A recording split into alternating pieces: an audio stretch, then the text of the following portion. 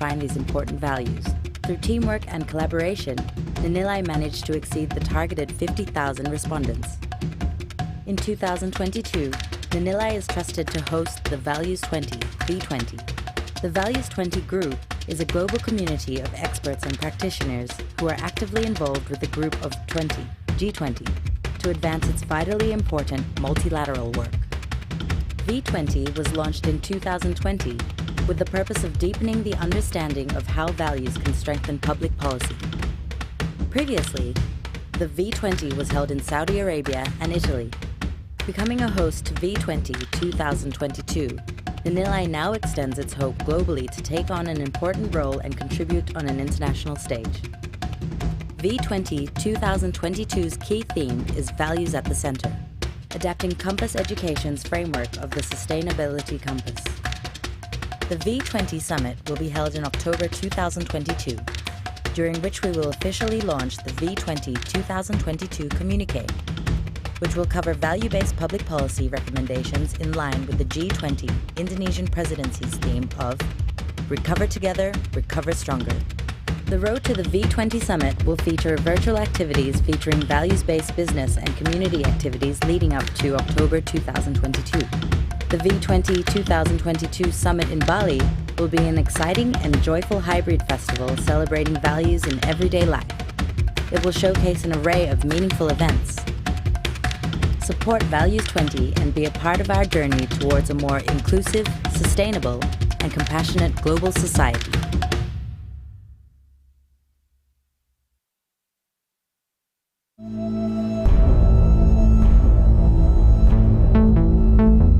We leave you with a look back at the highlights of a remarkable decade that has changed Australia forever. The 2020s began in extraordinary fashion.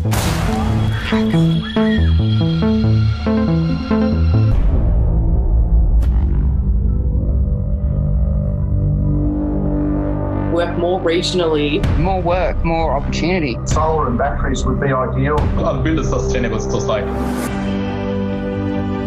Today marked the first time that Australia has run on 90% renewable energy for an entire month. That makes me feel really, really happy.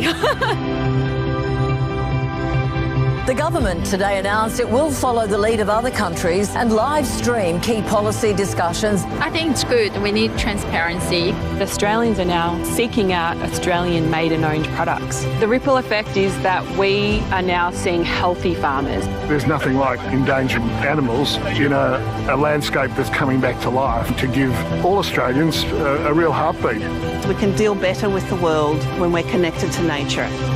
It's been amazing to see the change that's happened from the closure of the power stations to the renewable energy zones. The young people are starting to stay and find work. This family right now are earning cash because their electricity service provider are paying them to use the battery in this ute as storage for the grid. In a decade full of transition and tragedy, many Australians are finding renewed purpose in the regeneration of our social and ecosystems. Australians are starting to feel more secure. This is a landmark day for our country. A day like this means that all of this work has actually meant something. Respect is back, and our pride is back. Respecting the environment. From that gives us the strength to look to a brighter future. If not me, who? If not now, when do we do it? It's never too late to stand up and take action together.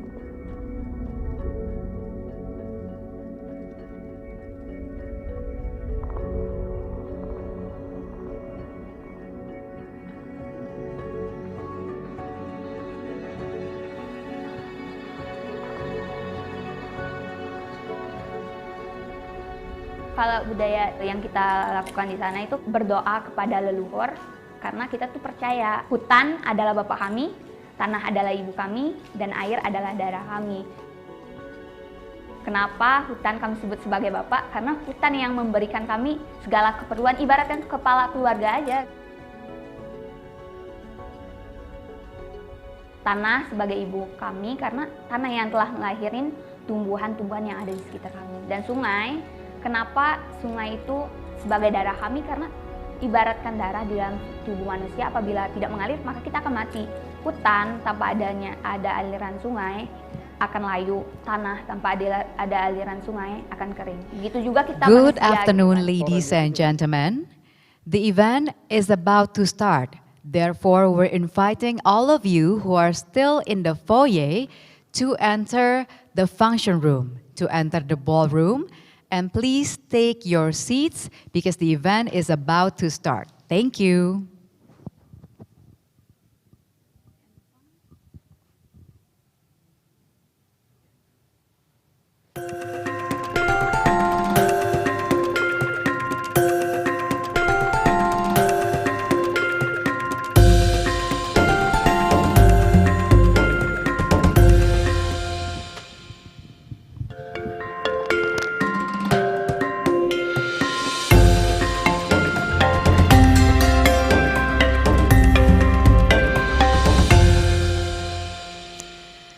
Om Swastiastu, Assalamualaikum warahmatullahi wabarakatuh. Salam sejahtera, namo buddhaya, salam kebaikan, dan tentunya salam sehat untuk semua.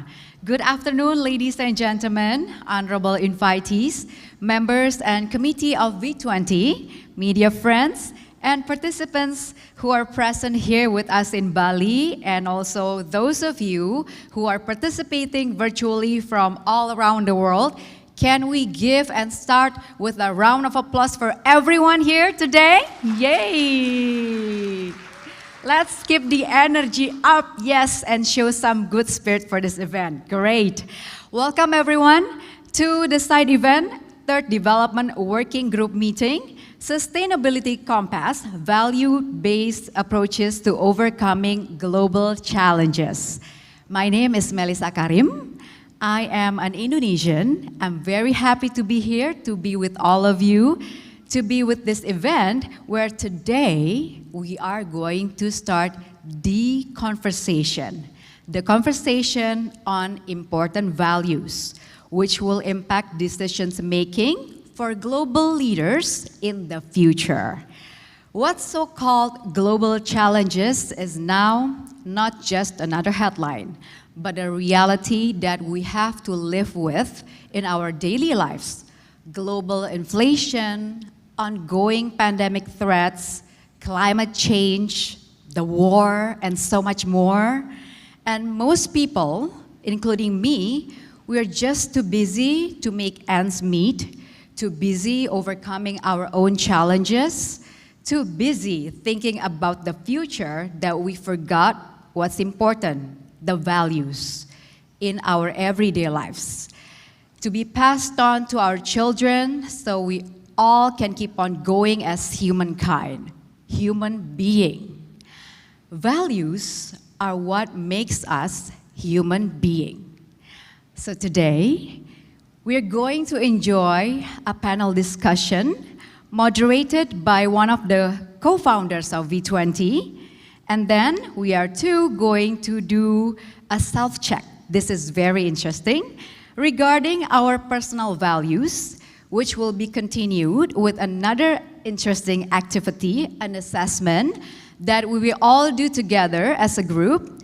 And later on, another co-founder of V20 will explain the vision of V20, which will be continued by a Q&A session. So, let's start the day, our event, by welcoming Dr. Vivi Yulaswati MSc, the expert staff for the Minister for Social Affairs and Poverty Reduction, the Ministry of National Development Planning, Bappenas.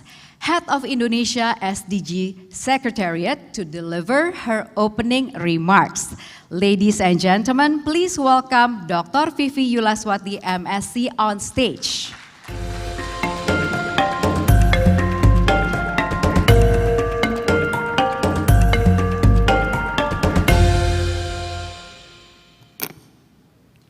Ms. Alexandra Askandar, Chair of the Forum Human Capital Indonesia, who joined us virtually. Ms. Pamela Doherty, Leads of Values Steering Committee. Ms. Alisa Wahid, Co-Sherpa of V20 2022 Indonesia Organizing Committee. Ms. Meike Malon and Mr. Yuri Yogaswara, the co-chairs for V20 2022 Indonesia Organizing Committee. Distinguished delegates of G20 Development Working Group, distinguished panelists and speakers, and distinguished guests, ladies and gentlemen. Assalamualaikum warahmatullahi wabarakatuh. Good afternoon, Om Swastiastu, Namo Buddhaya, Salam Kebajikan, Rahayu. I'm delighted to partake of today's V20 side events for the third Development Working Group of G20 with the theme Sustainability Compass, value-based approaches to overcoming global challenges. Solving global challenges cannot be seen only from a rigid analytical perspective, but the process of internal awareness defining what is right and with strong and clear purpose to build a resilience over the time. Indonesia has developed 2045 visions, in which by that time this country celebrates its 100 years of independence.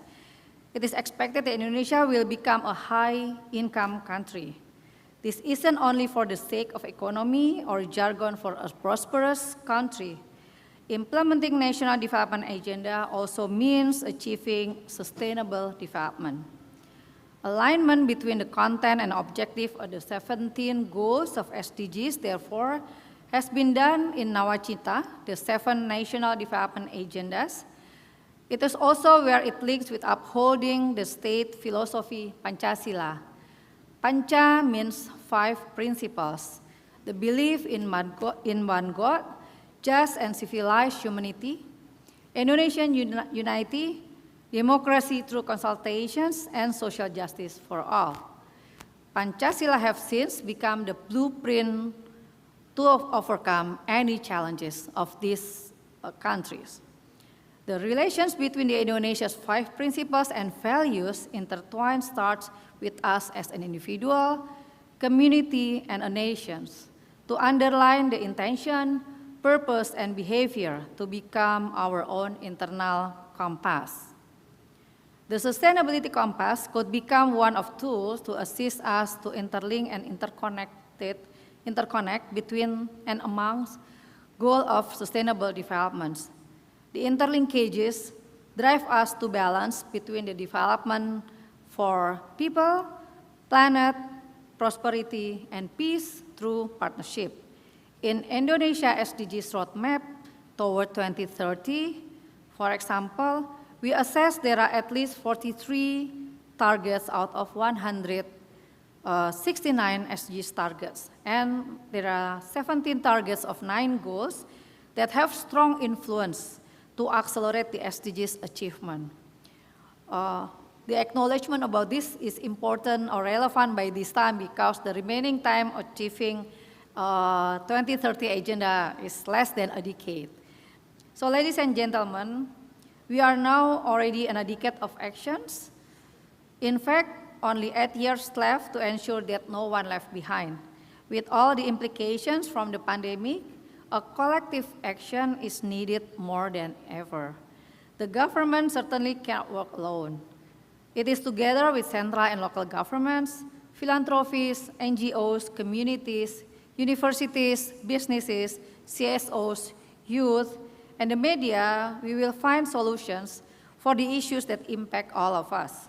Collaborations and concrete action, therefore, are another keywords to achieve the 2030 agenda on time. Here, where good values play important roles, seeing people not as an object to be measured or targeted with numerical values, but as a human individual striving for success. In this regard, the value could play as a grease of collaborations and creating catalytic impact of our efforts. Based on national values assessment in 2020, I think next slide, please. It involves then 50,000 respondents through online surveys because it's already COVID situations. The values that Indonesia has as a current values as well as the desired culture values are gotong royong or a mutual cooperation, and then democratic process and human rights. These values has been grown and nurtured in many communities. In Bali, for example, we could see everywhere the applications of the Trihita Karana. It's a local wisdom which guide the communities to harmonize the people, planet, and prosperity through peace and partnership. The hotel you stay, for example, cannot exceed the height of the coconut trees. The food you eat mainly coming from the organic farming, and you can go everywhere in Bali in peace. So I suggest you to go around, not only stay in Nusa Dua. So ladies and gentlemen, through V20, we should provide evidence-based, human-centered policy solutions to increase awareness of the significance of value-based policy for development. Contribution and recommendation of V20 for G20 2022 should be put in concrete action. I do hope through V20 we gain a deeper understanding of value-based policies, demonstrate the significance of the sustainability compass, and produce impact and human-centered policy and recommendation for the G20 head of states. The recommendation value for the prioritized issues of Development Working Group, including such issue as recovery and resilience in developing countries, as well as in least developed countries and as IDS, the small islands countries. Also, issues of multilateralism for SDGs Decade of Action and other priorities that stated within the G20 2022 Bali updates. Lastly, I would like to thank Value 20 for its commitment and continuous involvement through G20 over the years. Let us observe and participate in this today's event, and while also advancing our sustainability effort. Thank you very much. Wassalamualaikum warahmatullahi wabarakatuh. Om Santi Santi Santi Om Rahayu. Thank you, Ibu Vivi. You may please return to your seat. Ladies and gentlemen, continuing the event, we would now welcome our keynote speaker, Ibu Alexandra Askandar, the Chair of Forum Human Capital Indonesia, Deputy CEO of Bank Mandiri, to deliver her message virtually live from Jakarta, Indonesia. So let's welcome Ibu Alexandra Askandar.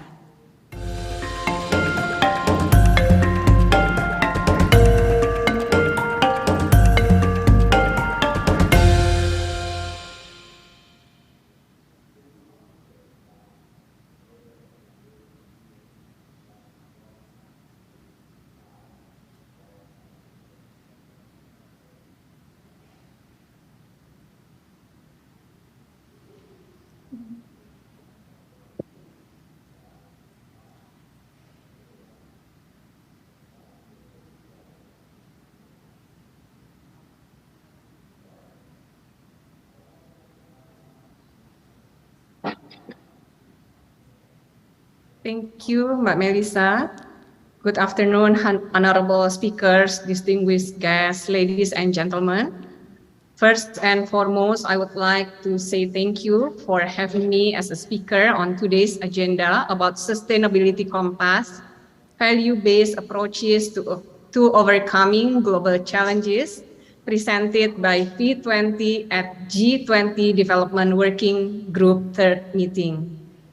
I would also like to express appreciation for V20's co-chairs, co-sherpas, and all contributing teams for addressing the importance of values as the basis of public policy making in order to contribute in overcoming global challenges. On this occasion, I would like to share my point of view on the importance of values and our approach to implement it in SOEs. Humans have always liked routine. It makes us feel like we are in control. However, change is the only constant in life.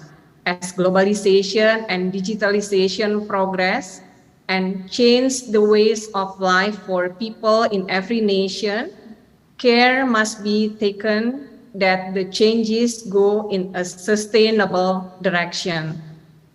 And as we all currently experiencing and witnessing nowadays, global challenges have impacted businesses around the world. Recent changes in the business landscape are fast, massive, and disruptive. Turbulence in the VUCA era and Industry 4.0 have disrupted business in a lot of aspects, such as human capital management, business competition, and customers' behavior. Fresh new business models with new players are currently emerging as conventional businesses disrupted by digitalization. For example, Netflix with its streaming service that makes it convenient to watch movies anywhere, online transportation companies that help customers conveniently move around from one place to another with just one click away on their smartphone, banking super app that makes it easy to manage our finance through smartphones and so on. Digitalization era has brought state-of-the-art technology and superior competitors in the market. Happening at the same time with those challenges, in line with G20's theme, recovers together, recover stronger, our global economy is currently recovering after the COVID-19 pandemic. We are also facing other inevitable challenges in forms of energy crisis, food crisis, climate change, geopolitical conditions with the Russian invasion of Ukraine, and many other issues. Responding to these challenges and conditions, industry must be able to come up with a comprehensive transformation strategy that includes core values transformation. To remain relevant and sustain through these ever-changing challenges, we have to respond it in the best possible manner. So the question is, how do we do that? Values play central role in a lot of aspects in our lives and the sustainability of it. However, the attention given to values seem too low given their central role. It is why, in conjunction with V20's goal, we in SOEs also want to lay particular stress on the importance of values-based policy and practices which can improve sustainability. I personally believe and agree that values play important roles in tackling global challenges. Values matter because they have a direct impact on the long-term viability of any organization. Research by S&P stated that long-living companies that survive in the long run are those with strong core values. These values are the spirit that drives the energy to achieve sustainable and excellent results. This is why having and nurturing values in SOEs are very important. However, the highly diverse values that each of SOE had in their own organization curb our own growth. Responding to this situation, the acceleration of value consolidation in SOE organization was deemed necessary And as of 1st of July 2020, Akhlak was launched as the core values for all SOEs. In formulating our core values, we took 3 things into account. First is source of values. Values should not be invented. It should come from within the organization itself. It will allow us to keep and nurture what is already inside us and stay true to our identity.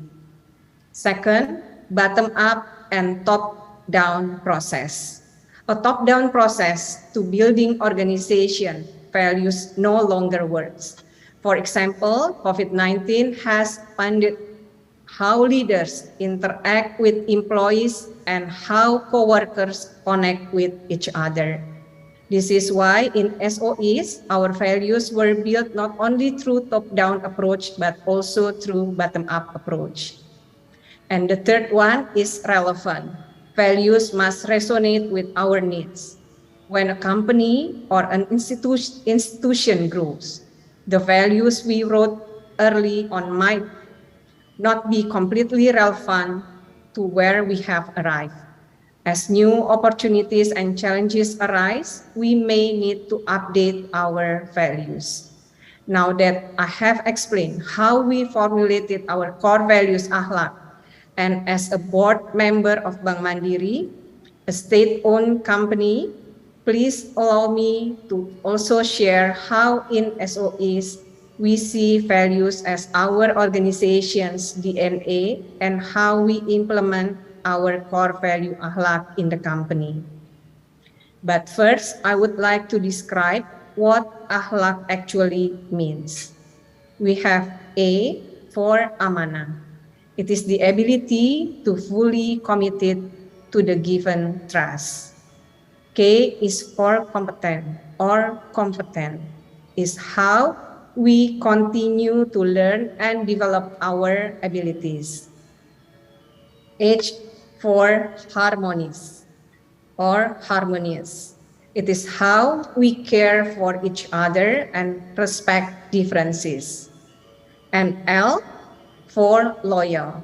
It is how we give our dedication and put the nation's interests above anything else. And A for adaptive, it is how we strive to innovate and stay enthusiastic whenever we encounter changes. And the last one, K for collaborative, it is how we synergize. We believe that if we embed Akhlak as our core values into our policy and its making process, it will create a direct effect. Whether it is on people factors such as employee engagement and motivation, or productivity factors such as product and customer service quality, thus helping us to create sustainable organizations that are always ready to overcome global challenges. For example, it can be seen here that since the launching of Akhlak in 2020, SOEs have seen significant and positive growth in several aspects. For example, SOEs consolidated net profit after tax experienced 869% growth from 2020 to 2021. SOEs contribution in tax, non-tax revenue and dividend grew by 68 trillion rupiah from 2020 to 2021. And our debt to capital ratio decreases by 4%. As a strategic partner of Ministry of SOE, Forum Human Capital Indonesia plays a role in supporting core values Akhlak in SOEs through several programs.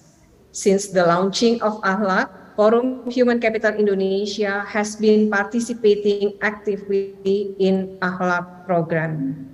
This year, Forum Human Capital Indonesia collaborated with Ministry of SOE to compose Akhlak Implementation Guidance or Akhlak Culture Journey for all SOEs.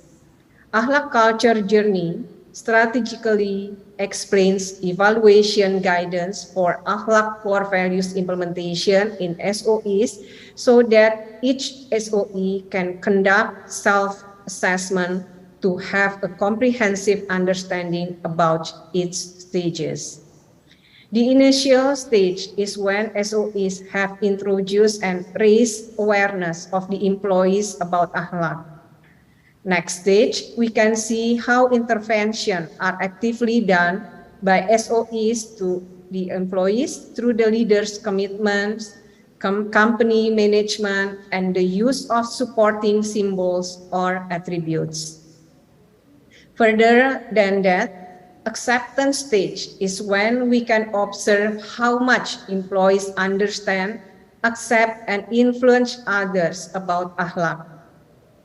And lastly, when we can see how Akhlak core values are embedded and reflected on employees' daily activities, that encourages conducive work environment that gives positive impacts to the business.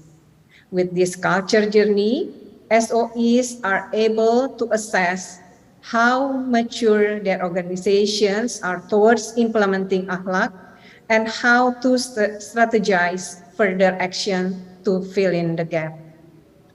To further activate Akhlak all around SOEs, beside Akhlak implementation guidance, we also have several programs designed to improve SOEs' employees' engagement. Now, I will bring you to see deeper into the implementation of Akhlak core values in one of Indonesia's SOE, Bank Mandiri. Around 24 years ago, Bank Mandiri was created out of a merger of 4 banks with different portfolio and culture. So up to this point, Bank Mandiri is already familiar with continuous transformation in terms of business and company culture. In 2020, aligned with the Ministry of SOE, we implemented Akhlak as core values of the company.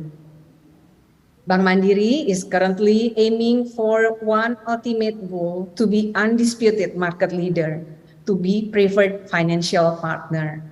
This is a very big dream for us to achieve, especially with all these challenges in front of us, from the competition with fintechs and digital banks, the changing dynamics of customer behavior, the economic recovery after COVID-19 pandemic, and many other challenges in the financial and banking sectors. To reach our ultimate goal and overcome all these challenges, we believe that core values, internalization, and implementation play a very important role.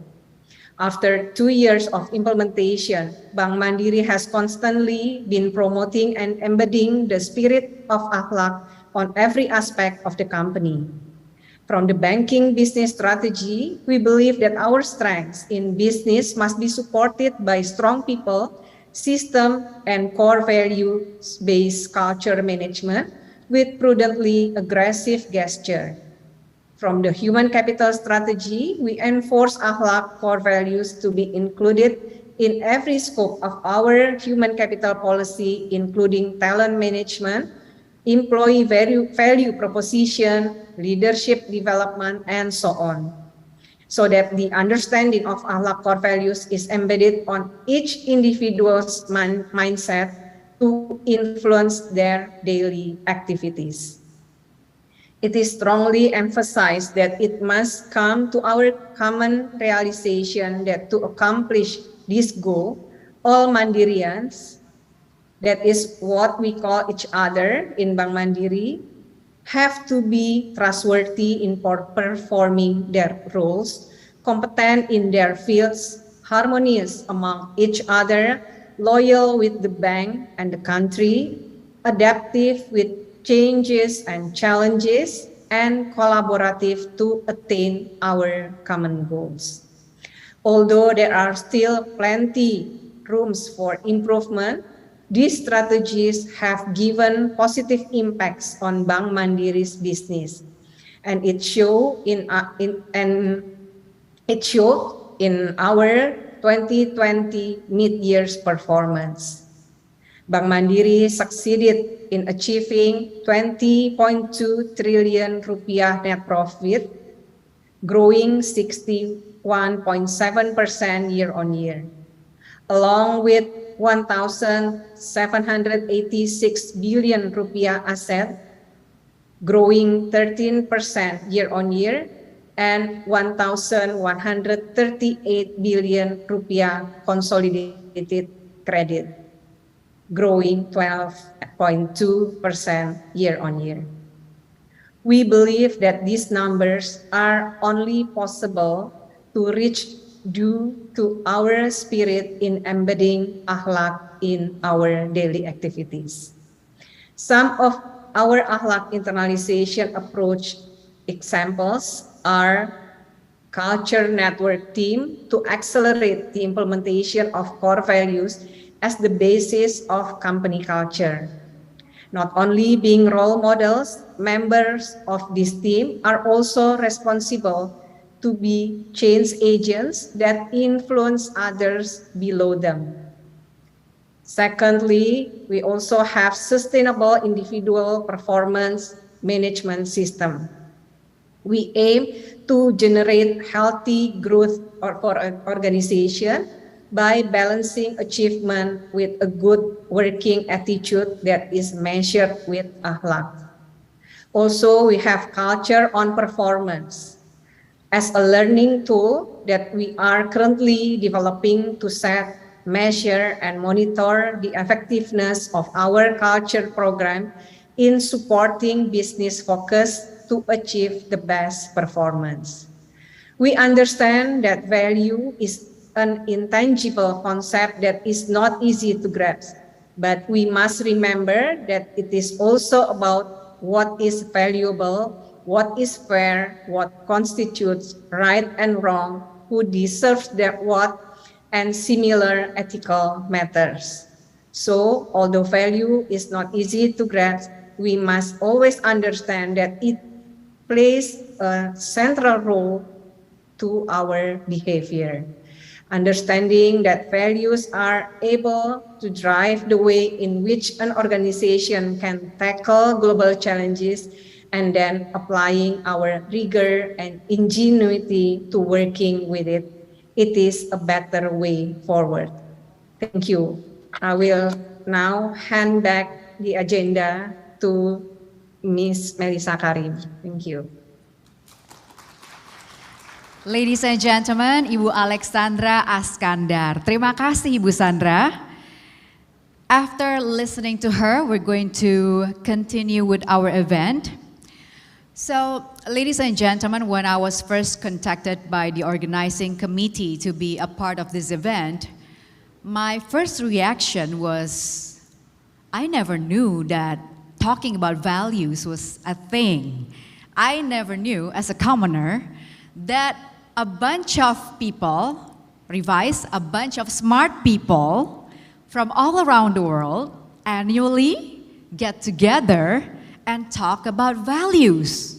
Obviously, I spent too much time on Instagram scrolling about the Kardashians instead of reading, proper news. So I didn't know, but at the same time, I was so excited that I want to be a part of this event, to talk about what's important for us, to talk about values.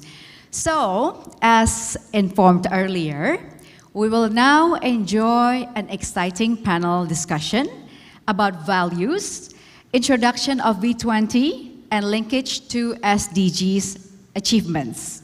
So without further ado, let's welcome the moderator on stage, one of the co-founders of V20, who flew all the way from Australia to be with us today. So I think he deserves a big round of applause. Ladies and gentlemen, please welcome Dr. Christophe Dembeck.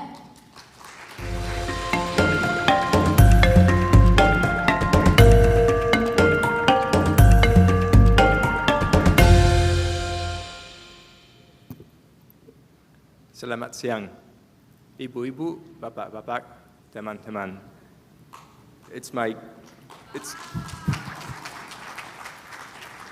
Unfortunately, this is as far as my bahasa Indonesia goes. Sorry for that. It's my great honor and pleasure to be here with you on this beautiful island. And I wanted to take you on a short journey to explore three things. To explore the story behind V20s and what V20 is and why it exists. To explore a bit deeper what values are. We have so far already seen the importance of values and the role of values for achieving SDGs. And we've got 8 distinguished guides and panelists that will help us in that journey. And these are Ibu Dima Al-Sheikh, the founder of V20.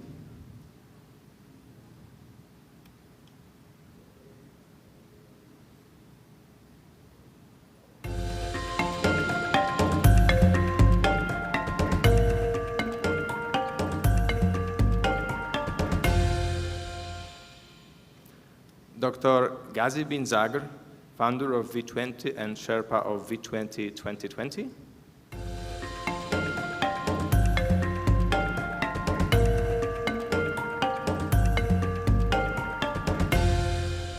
Dr. Mandip Rai, the co-founder of V20.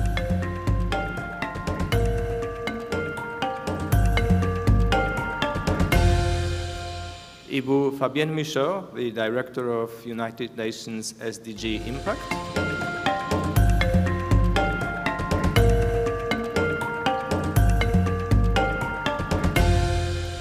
Bapak Diamond Gamo, the co-founder of Regent Studios.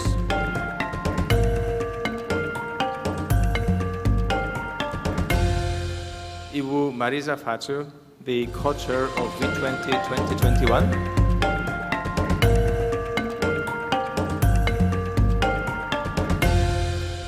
Bapak Stefano Petti, the co-chair of V20 2021.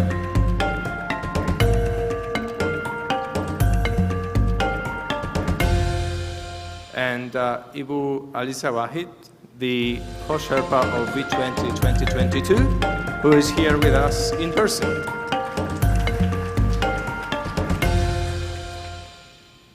Can I invite you here to join us, Ibu Alisa?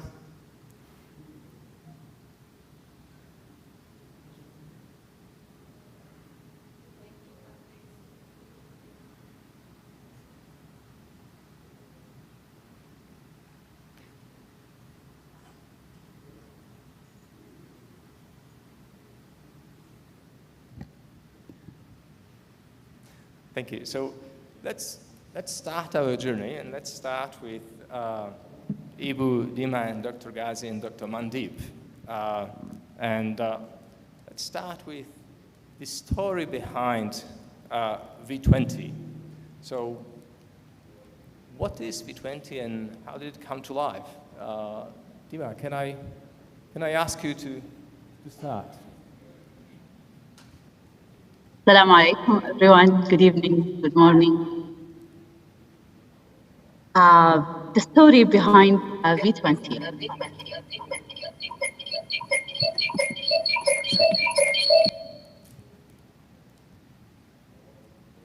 Can you hear me?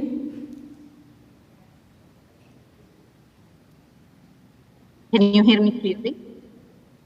Yes, we can hear you. In 2020, just before the reality of the pandemic hit the world, Saudi Arabia was hosting the G20 with multiple activities happening and multiple engagement group and active citizens showcasing some efforts that could raise up to become a public policy on a global level. And there has been a very active community of practice in Saudi Arabia in collaboration of multiple global entities. Initiatives, the beautiful initiatives such as ACLAG was witnessed. Multiple national values assessment following many methodologies was there. Saudi Arabia is and was a nation that goes into drastic transformation with the support of the most brilliant minds around the world. Then that was a thought regarding taking that practice into a higher level of impacting public policy. As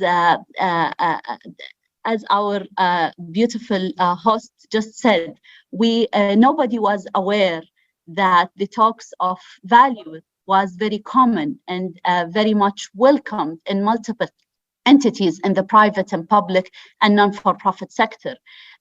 Things that would enhance the culture, the work environment positively towards achieving better results.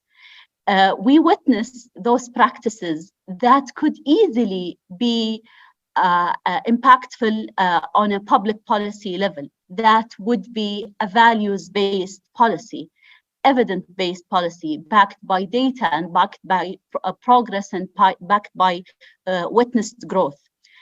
Then the pandemic hit us. It wasn't an option anymore.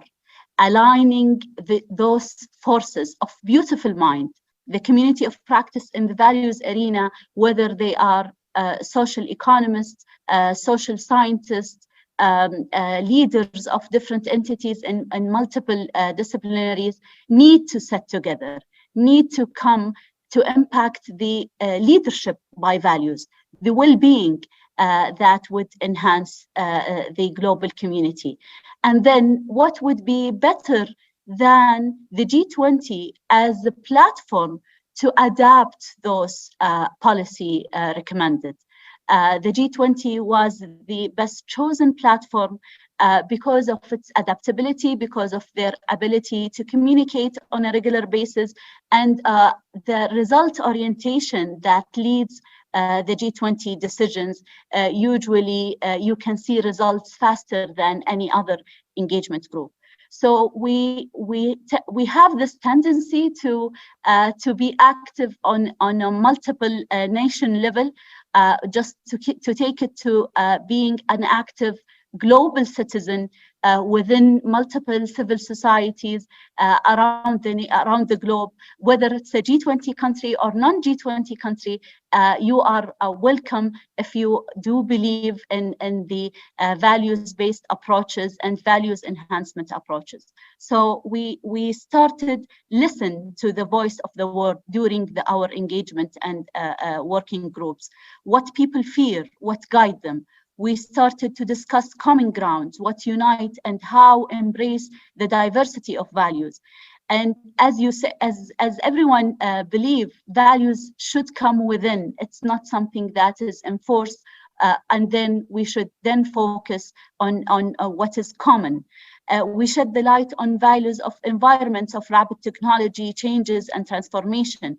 And we have heard and shaped the values of people and discussed what can be done to increase responsibility and solidarity at scale. We have learned about values-driven leadership approaches, especially in the time of the transformation.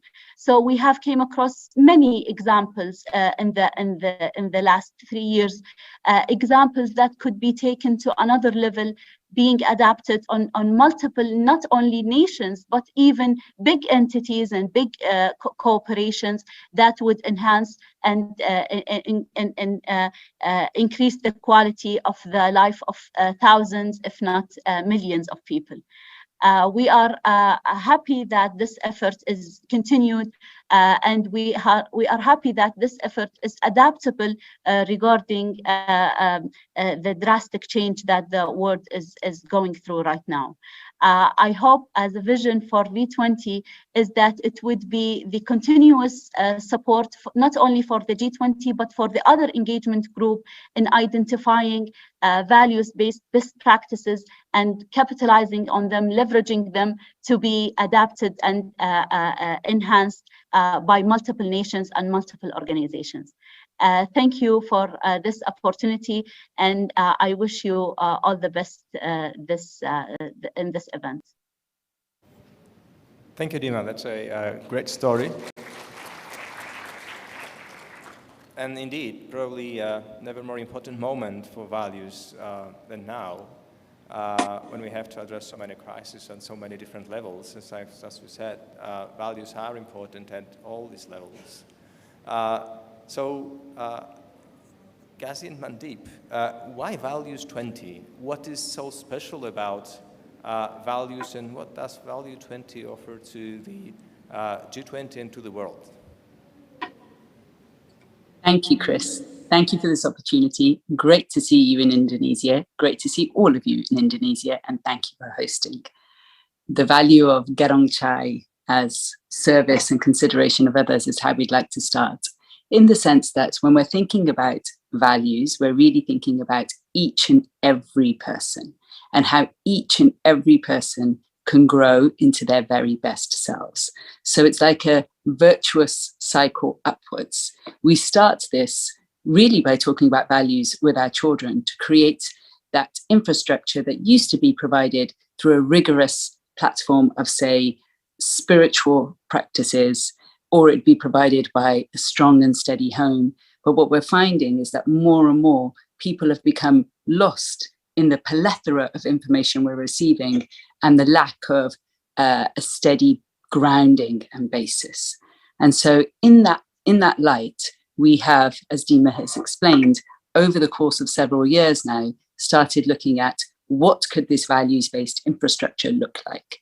And so bringing in values, all kinds of values from all parts of the world, and really celebrating the best of each of us in order to then find how we can interact with one another with greater harmony, greater peace, greater trust, greater responsibility. So it's almost as if when you nourish the core of yourself, you're able to also provide a steady, secure nourishment for the person in front of you. So when we're talking about the larger challenges that the G20 is facing, it's as if we have built a values-based infrastructure to put within the home of the G20, so that when they, or when we together are facing the global challenges, we can do this with the grounding and the wisdom and the compass, so to speak, to know in which direction we together should flow, rather than having a multiple different influences and being conflicted. It produces harmony. And so we've seen that in practice over several years.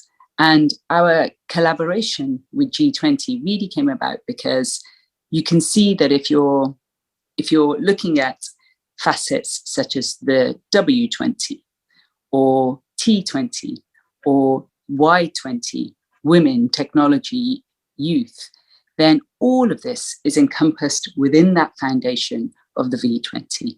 And it's almost as if the G20 would sit upon the V20 and all these other dimensions are then providing the infrastructure.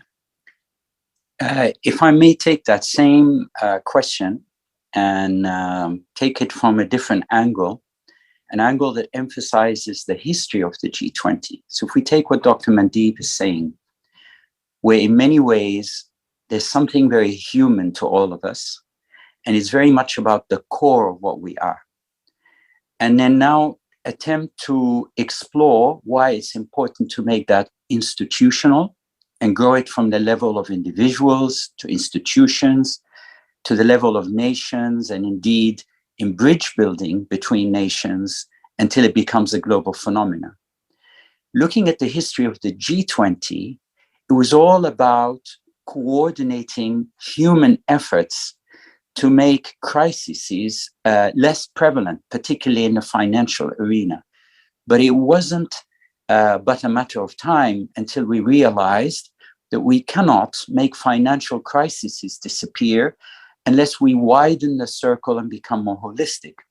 And so in the history of the G20, that was a movement from focusing on finance to economics. And then in a matter of time, we realized we have to be socio-economic about how we address human dilemmas. And in the coordination, once we become socio-economical in the way we want to analyze, it all becomes about human aspirations and human values.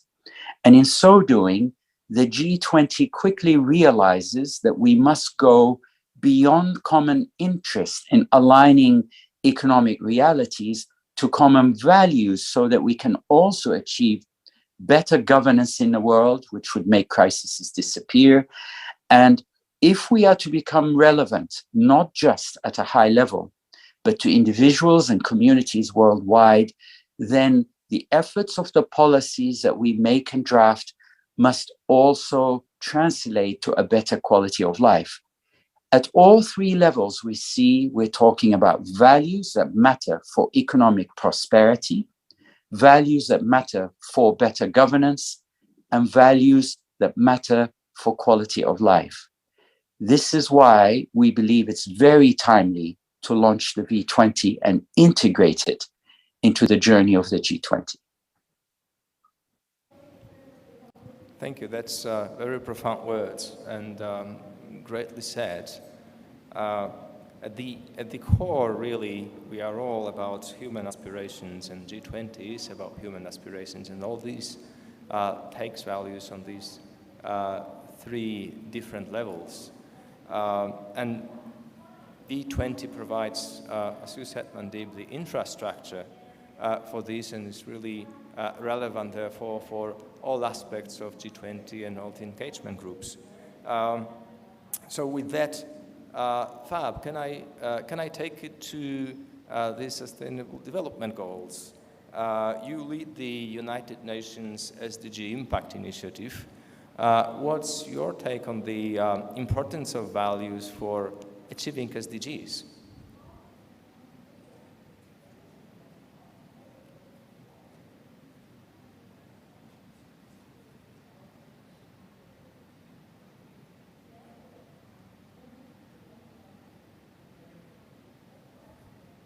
I think we have some technical issues.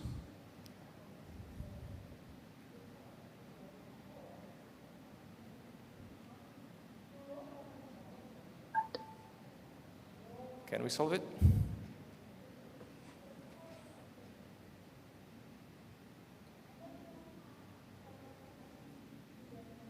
It's always the same with the technology, isn't it? Should we help in the meantime with the question?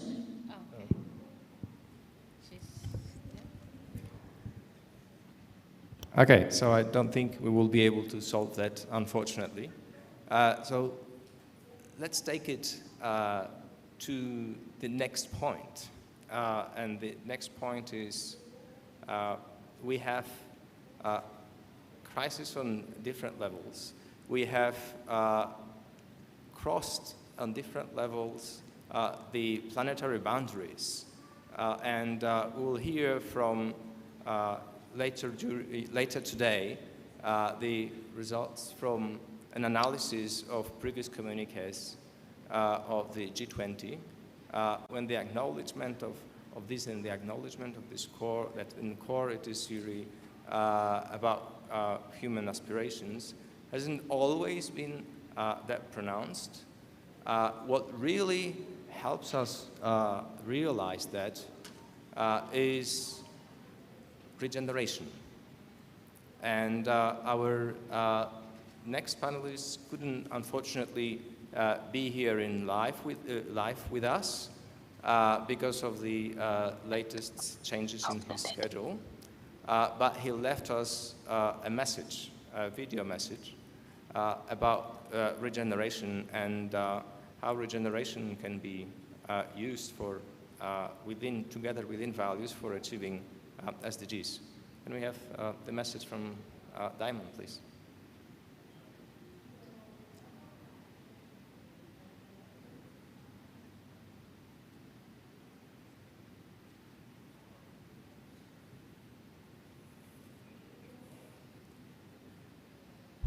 Hi everybody, my name is Damon Gamo, and I just wanted to quickly talk about what regeneration means to me and why I think it's really our only meaningful pathway forward.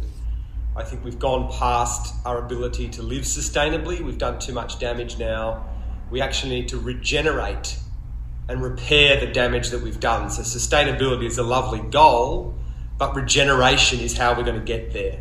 And the great metaphor obviously is what's happening in agriculture. We move away from fighting nature, controlling nature, to working with nature, rebuilding the soils, improving the quality of the foods that we produce, holding more water, creating more biodiversity. That regenerative practice that's happening in that particular industry really needs to happen across a whole range of industries if we're going to get to the places we want to get to. I've just taken a film called Regenerating Australia, right around the country to 62 towns. And we based it on a 4-month listening campaign, interviews with a really diverse group of Australians. And the number one thing we heard was that people were sick of having top-down decisions made about their regions. They were sick of not having a say when they understand the complexity and the nuance of their particular place and what needs to be done in their particular place. So given we've seen the fragility of this global system, we know it was designed in a period of very stable environment. We're now moving into a much more unpredictable environment. We really need to think about how we do empower people at the local level, localise without tipping into nationalism, but really empower them with energy sovereignty, food sovereignty, the products they make. It really is the only way forward. How we get them to coordinate and link and stay connected to each other, but also empower them in their communities. That's the number one thing that came through in our interviews. And we've had so many solutions submitted off the back of this film of people developing their own community ideas, their own community solutions, and they're phenomenal because people understand what needs to happen and the values of their unique place. And they're all different. Every single town has its own set of values. So why not empower them to make the decisions that are right for their area? Cheers. Thank you. So this is really pretty powerful message. And regeneration is not only about restoring ecosystems, obviously, but really regenerating social, environmental, and economic life. And regeneration really shows us the way of how can we really achieve SDGs and the goal and the targets related to SDGs. And it provides a great platform for incorporating and using the power and leveraging the power of the very local values that are so diverse across the world. And I think Indonesia is, probably one of the best places to show how diversity can also unite.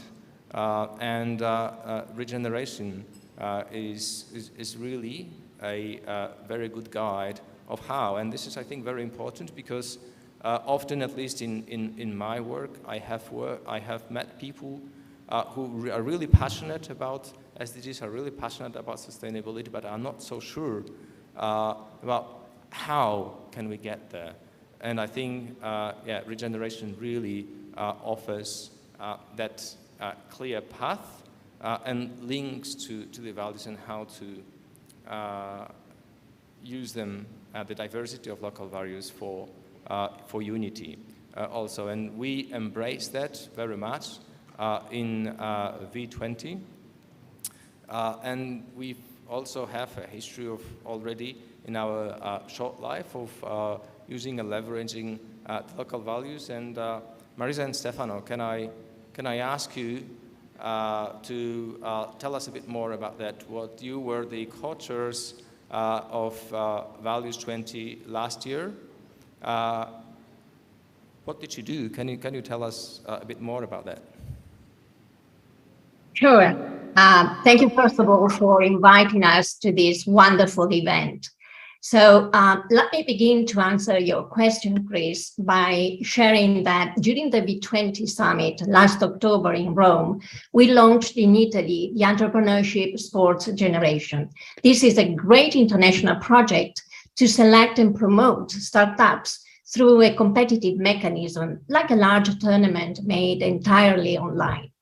This year, V20 will launch this competition in Indonesia too for the first time. So Indonesia will join the other 160 countries that are already part of it, including India, the country from which this competition started, thanks to its creator, Mr. Shiv Khemka, one of the V20 founders and the executive chairman of the Global Education and Leadership Foundation.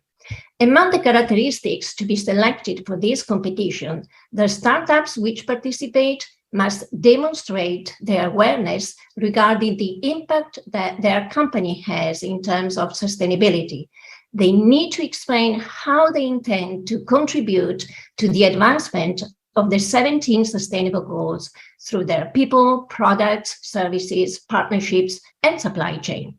Right now, both in Indonesia and in Italy, we are in the process of selecting the startups that will complete and go to the national finals in September.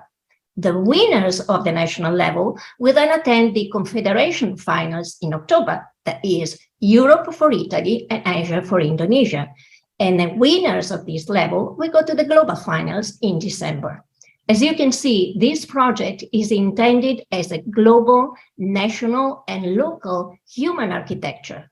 Our partnership ecosystems will promote and support active community engagement to stimulate conscious entrepreneurship at scale. In fact, this is an initiative that also promotes the creation of a network of collaboration at national and regional levels, with corporations which sustain startups in different ways, governments, institutions, academia, incubators, investors, and media. As Damon explained, we too strongly believe that getting to sustainability is possible if communities are empowered so that they can find local solutions while they are interconnected also to global communities. It becomes therefore clear why it is essential that at every level, global, institutional, national, and individual level, we become increasingly aware of what each stakeholder believes in, the values on which we make our decisions, inform and determine the impact we have not only on our businesses, on the field in which we operate, but also on the whole world. Now, Stefano, could you please describe the wider context in which the competition among innovative startups was launched last year? Sure, Marisa. So let me zoom out for a moment to share what happened in 2021 when we were co-chairing V20 links to some of the key concepts we've been talking about so far in this panel. So as we know, 2021 was the second year humanity had to deal with the COVID-19, which was really an unpredicted, invisible threat that has disrupted the lives of billions of people, urging institutions and communities to face a sanitary emergency that has impacted socioeconomic relationships and which generated tragic outcomes all over the world. The challenges posed by COVID-19 have been addressed by mobilizing intellectual and financial resources that are highlighted really how different backgrounds can work together for common objectives. We believe that coordinated cooperation like this was possible because the work community is rooted in values, universal values that allowed, in this case, a swift response to this unexpected tragic global challenge. Now, could governments, institutions, and communities do better and be more effective in dealing with this crisis? Well, quite certainly so. However, to be fair, during 2021, we witnessed several examples of what can happen when actions are driven by some of these universal values and the positive impact this can have. Let's take value of sharing, for example, which concerns the joint use of tangible and non-tangible resources. There are lots of examples of how countries, institutions, local communities, the civil society, individuals came together around this value in the past 2 years, made decisions, and took actions that demonstrated a clear intent to help each other and the ability to play a non-zero-sum game for the greater good. We could mention global data sharing to contain and manage the diffusion of the virus, for example, sharing of resources between governments. In my hometown, during the hardest moments, people started to share food, masks, and other goods, something unseen before. And I'm sure all of us here could share amazing stories like this, stories of the unbelievable that becomes real because people understand that even though we are all different, values can really unite us. And there is no doubt that although the link with the SDGs was not necessarily explicit in this case, the concerted action driven by the value of sharing produced a direct contribution to good health and well-being and to reduced inequalities, two of the SDGs as we know. And that to me raises a very important question of how much more impactful we could be if we were a little bit more explicit and intentional in this process. Now, I picked the value of sharing since in 2021. It was, in fact, one of the key driving values that were identified to support the three priorities set by the Italian G20 presidency, which were people, planet, and prosperity. The other two values that we focused on in 2021 were integrity and solidarity. We are convinced that translating values into actions remains a fundamental thing to address global issues before the international community, including those linked with the SDGs. And as V20, we strongly support the need to continue the promotion of multilateral debates and decisions within the value framework, which blends our cultural heritages, institutional systems, and global aspirations for a world in which, in fact, no one is left behind wherever we live. So, Chris, back on to you. Thank you. So it really shows that, again, it's very aligned with what we heard from Diamond, that empowering communities and bringing these local values and putting them together with the universal values like sharing, what Stefano said, is really so powerful across the world. And another thing is V20 is not only about policy advice, it's not only about constructing and advising working values-based policy, but it is also about action and converting words into action. We've seen that in Italy, and we are continuing it here in Indonesia. So, Alisa, can you tell us a bit more about what we are doing this year? Okay. Thank you, Chris, and thank you for all the speakers before me. Interesting. Very interesting topic. Value is a very interesting topic. And I'm sorry, Chris, I'm going to just go off a little bit. I just remember when talking about how to bring traditional values or local values, local wisdom into bigger value system, I remember one principle that we believe in the traditional Islamic community in Indonesia. It's called, Dr. Asif, please correct me if I'm wrong. Al-mukhafadho ala qadimis soli wa ahdu bil jadidil aslah. If we have a tradition, a good tradition, we should keep it, but we should not be afraid to embrace modernity if it brings better to community. So when we talk about values, what we need to do right now is aligning, realigning, and always evolving the values that we are currently employing to govern our lives. Yep. So the question after Italy, the V20 2022 Indonesian presidency team, with the help, of course, with the co-founders and the international communities, we are thinking on how to convert this ideation, conversations, into real actions. Yep. That's the challenge, and that is why this is the focus of our work in 2022. We know that our complex world is like Bu Fifi mentioned, it's interrelated, interlinked, and this is a very complex one. There is no single factor to any context, and that is why we really need to understand that the system, this complex system, would largely determined by the mental models of the actors of the system, which is not single actor. That is why we need to bring all these actors of the system to make sure that we can comprehend, to develop a comprehensive values that would guide us into the future that we want in 2030 in regards to SDGs. So if we employ system thinking to talk about our system, then we would need to address the mental models of the actors, and these mental models is, of course, will be founded on the values, whether the values are clear values or irrelevant values for the common context, or whether we need to transform our values. That's the question. Like, for example, no one left behind is a mental model based on the values of inclusiveness and justice, right?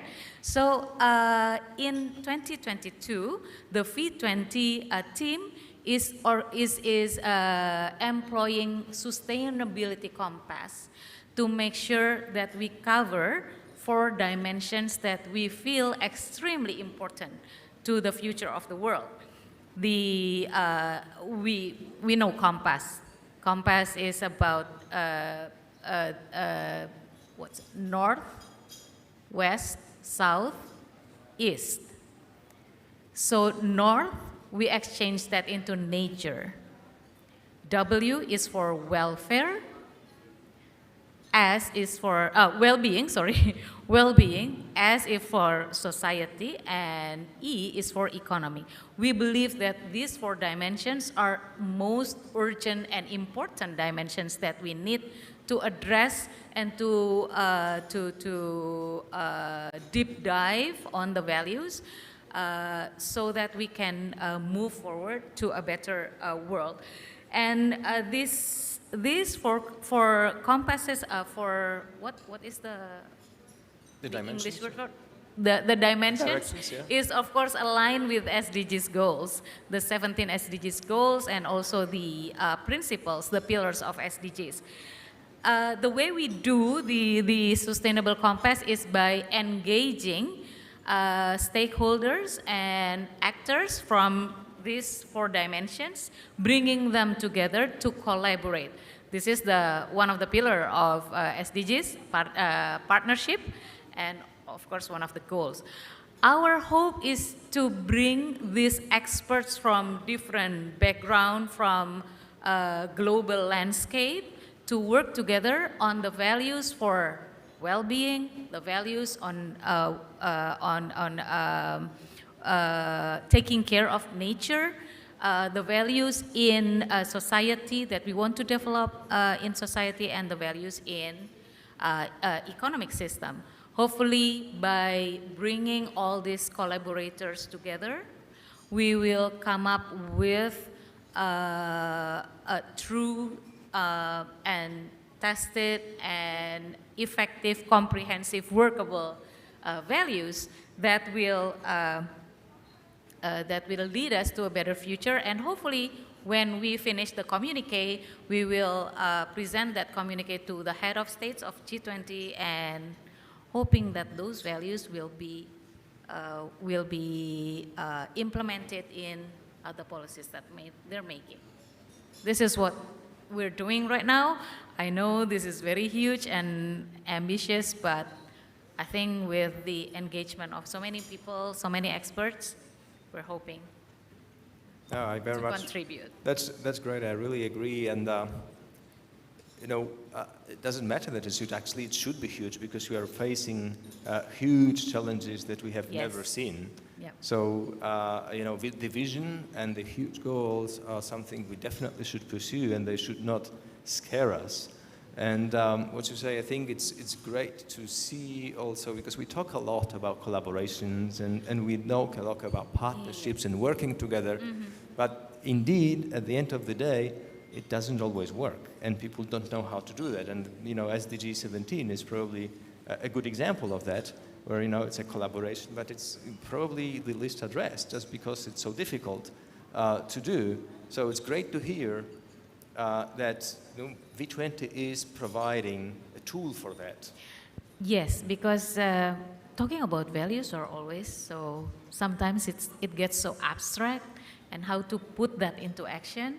But we have an example from Ibu Alexandra, yeah? Yes. How to put values into a business institution. Hopefully, if we can do that in business, then we can do that in society, especially for achieving the sustainable development goals.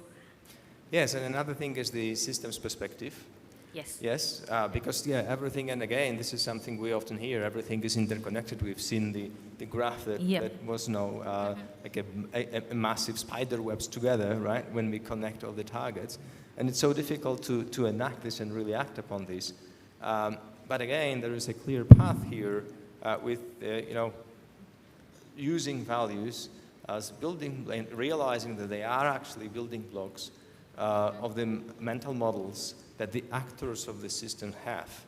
And through these values, we can preserve, change, and combine as we need to address all the challenges that we are facing. And I think this is really very, very important point and an incredible value that Values 20 offers, right? So that's really fantastic. So, summarizing what you've said and what we've heard from other people, from all other panelists and our guides, really, I would say V20 is like a gelling agent, right?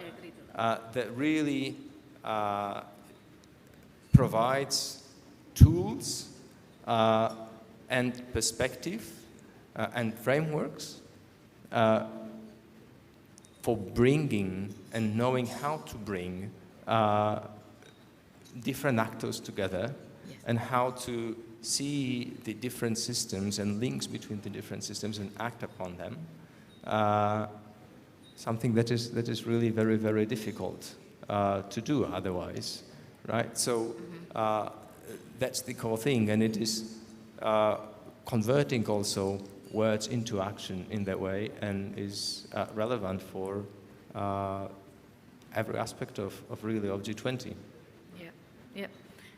Can I add something to this? Of course. I just remember this morning my mentor used to say that the longest distance to a long-term goal is the shortcut.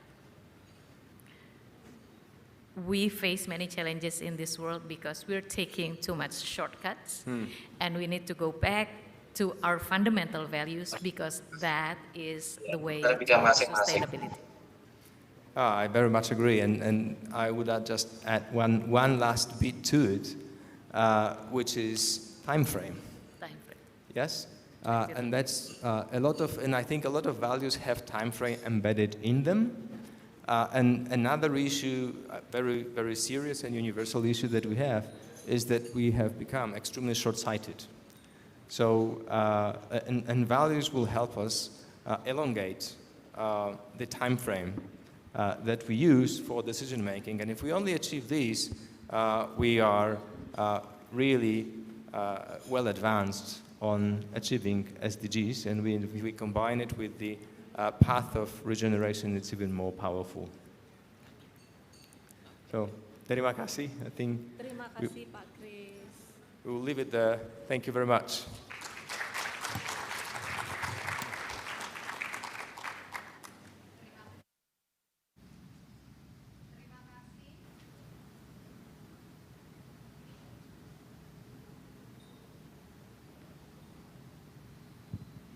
Terima kasih Pak Kris, Ibu Alisa, kami persilahkan kembali ke tempat duduk. Sorry for the glitch. Can we have another round of applause for my amazing speakers? Too much shortcut. But okay for short people, right, Bu Alisa? Yes, to small people. Okay. Now, ladies and gentlemen, let's continue our event today. After enjoying a very insightful panel discussion, we are now going to be invited to do a self-check, which will be led by Diki Herlambang. Mas Diki Herlambang is an Associate Director with Daya Dimensi Indonesia.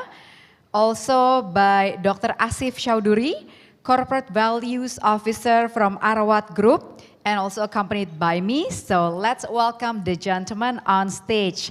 Mas Diki Herlambang and Dr. Asif, please join me on stage.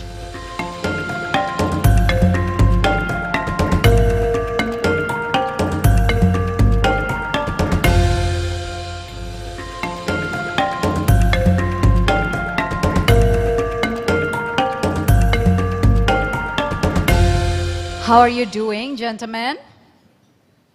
Alhamdulillah, fantastic. So good? Good. After the coffee break that everyone is enjoying right now. So, for this session, we're going to ask everyone to do a self-check. What does it mean, Mas Diki? Can you hear the... I'm not sure this is... is it? Okay. Oh. Self-check. Still not... Oh. That's a self-check. That's self-check. Yeah. Okay. Self-check is actually trying to look at the values. I mean, we've been discussing about values since this after lunch. And remembering my interactions with some of my clients, I quote his real quotes, his real words. Dick, I think value is important and necessary to talk about. But also I think value is a 30,000 feet above the ground topic. Enlighten me, please. Yes, for many people, talking about values, you really need to get to the basic first. How you understand values, where values come from, how it can become so much powerful for everything that we do. So that's self-check. Trying to understand what it is, where it is, and why is it important. Okay, so what are we going to do today as a group to do this self-check? All right. First, understanding the values itself. Second, I'm going to ask this room to share their own stories to each other. At the same time, on the online room, Dr. Asif and Melissa will lead the session, because what I would like you to do in this room is not able to be done online. Diet is not online. So online will have their own set of questions, pretty much the same questions, different interactions, just that. And we will go back here together in the main room for the brief. Great, so we'll be separated for about 20 minutes? Yeah. 10 or 20 minutes? I will have 5 minutes to revisit what value is. Then we will have our diet for about 10 minutes, 5 minutes to conclusion. So yeah, 10 minutes. All right. So Dr. Asif, shall we go to our online participants? Enjoy your session with Mas Diki. We'll see you soon. Thank you. To the left. We go to the left, Dr. Asif. Actually, you can stay here just for the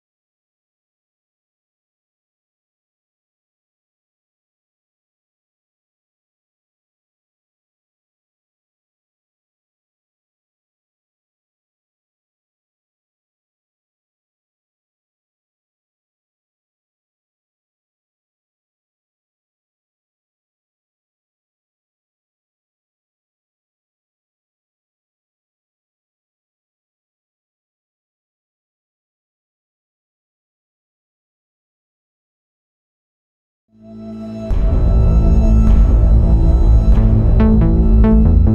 leave you with a look back at the highlights of a remarkable decade that has changed Australia forever. The 2020s began in extraordinary fashion.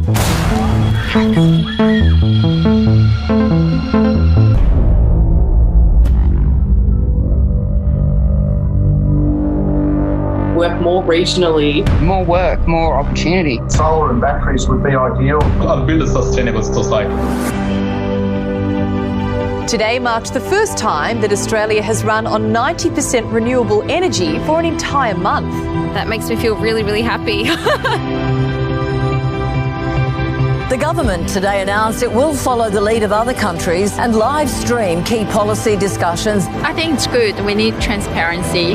Australians are now seeking out Australian-made and owned products. The ripple effect is that we are now seeing healthy farmers. There's nothing like endangering animals in a landscape that's coming back to life to give all Australians a real heartbeat. We can deal better with the world when we're connected to nature. It's been amazing to see the change that's happened from the closure of the power stations to the renewable energy zones. The young people are starting to stay and find work. This family right now are earning cash because their electricity service provider are paying them to use the battery in this ute as storage for the grid. In a decade full of transition and tragedy, many Australians are finding renewed purpose in the regeneration of our social and ecosystems. Australians are starting to feel more secure. This is a landmark day for our country. A day like this means that all of this work has actually meant something. Respect is back and our pride is back. Respecting the environment. From that gives us the strength to look to a brighter future. If not me, who? If not now, when do we do it? It's never too late to stand up and take action together.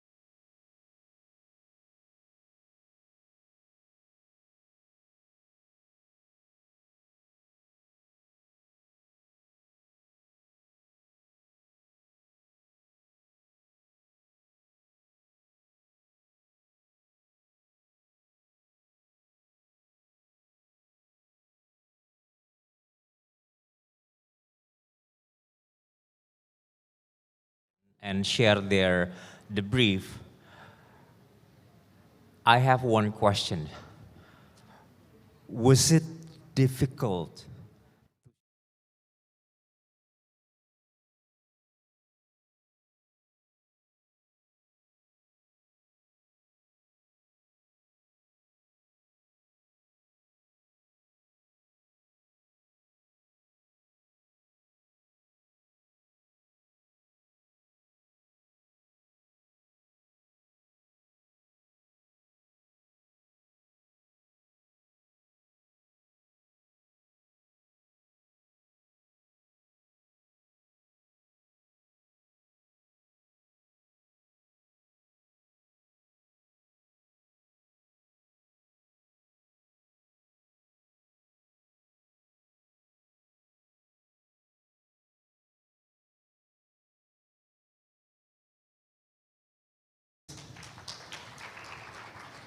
Terima kasih Pak Diki.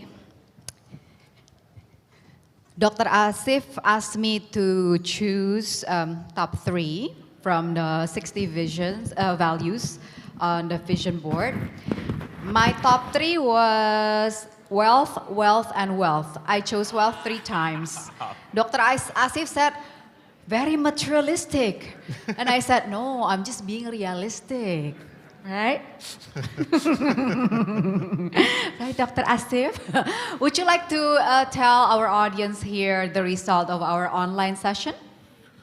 Yes, it's a fantastic experience for the last 10 or 15 minutes. We had lots of versatile participants all across the globe from different professions, different age groups, and also we are very much appreciating about their eagerness and participation indeed. So whenever we explain them about the value they would like to correlate or they can correlate with, we inform them value is just like a mirror. Put yourself in front of it and see how do you feel, how far you can connect. Just identify yourself, who you are. Then they've tried to come up with their 3 values that they can reason it, and then we have gone through the cloud processing, and we have found a couple of them that they have high frequency. And one of them is humanity, rightly so, why not? And also another one I can share with you from that list is love. And the third one I can just pick it up from their list is compassion. So indeed, after the COVID-19 situation, humanity, it's all about humanity, it's all about humanity, and we can't just win any sort of challenges, any sort of obstacles with love. We need to love each other to be loved as well.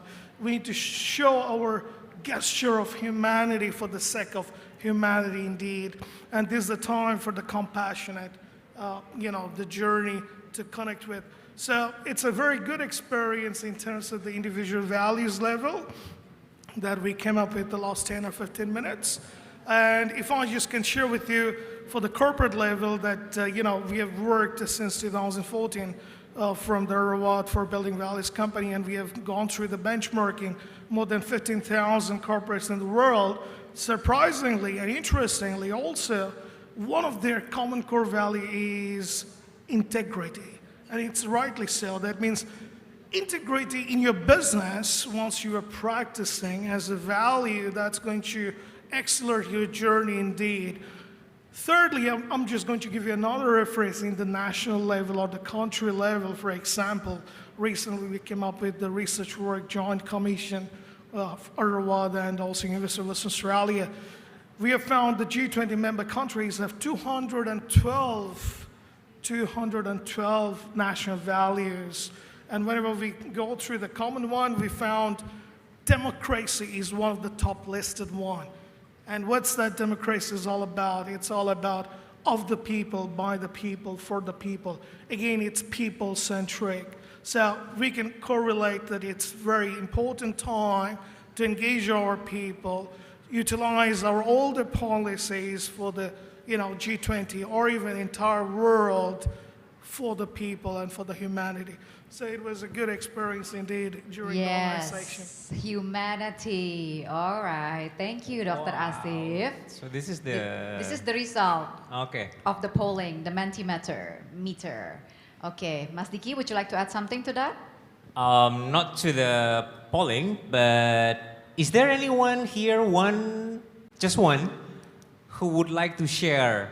It can be about your experience, sharing your personal stories, or you can share your personal stories if you want. Anyone would like to share to the main room with everyone else? No? Is there any prize to it? Do you have any prize for that? I don't. I have free candies. Okay. No, it's okay. Now back to Melissa. Okay. All right. Now, after the self-check, we would like to do an assessment. Can we please show the QR code on screen? I'm going to invite everyone to scan this QR code. And together we will do this assessment, right? Okay, hold on. How many questions will there be in the assessment? There is only, you need to choose 10 of your most important values to you. There is nothing else. Oh. And you will have your report after that. I see. I would like to take the test too. Okay. That's a personal assessment, right? Yes, personal assessment, that's right. So everyone will have to do their own personal assessment by answering top 10 values that is most important to you. It's called PVA. Okay, here it is. This is it. So everyone, offline and online, you can scan. I need to move probably. You can scan the QR code and take the value assessment. This is from Barrett Value Center. After you understand what value is, this could be a next step for you. You choose what is important to you. So just before leaving and allowing you for the personal value assessment, thank you all of you. And let us have the takeaway from today's event that let us be committed with the values journey. Let us go for V to V, values to vision. Let our vision driven by our valuable values. Let us be committed. Let us work together to make things better. Let us recover stronger and better for the sake of humanity, for the sake of people, and for the sake of the better world. So again, let's start the journey with V to V, values to vision. Love the message. Thank you, Dr. Asif. You may please return to your seat. Mas Diki, kita kembali ke tempat duduk juga sambil menunggu hasilnya, atau kita mau baca saja? Boleh kita kembali ke tempat duduk ya? Baik, terima kasih Mas Diki dan Dr. Asif buat sesinya. So ladies and gentlemen, you can continue the personal assessment by scanning the QR code on the screen, and then you will directly get your results afterwards. Okay. After this, we will continue our sessions. So I'm just going to give you a couple more minutes to do the personal assessment. And I will be back to continue our event. Enjoy.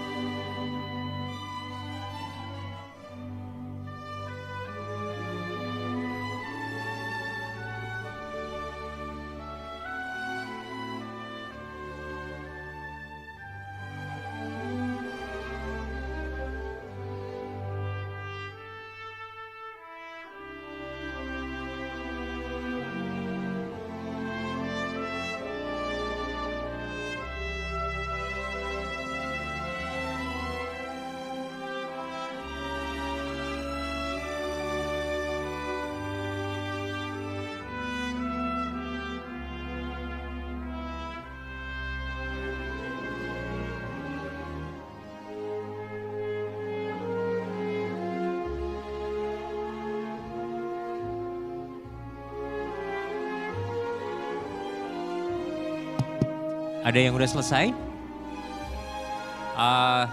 Do not forget to put your email because the report will be sent to that email.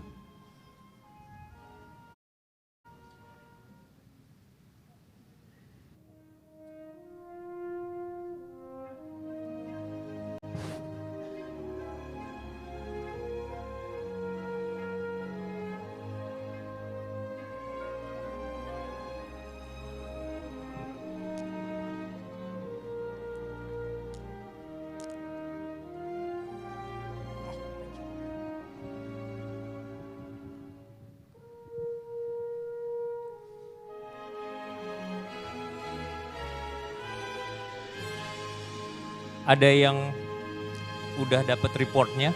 Has anyone get their reports? Not yet?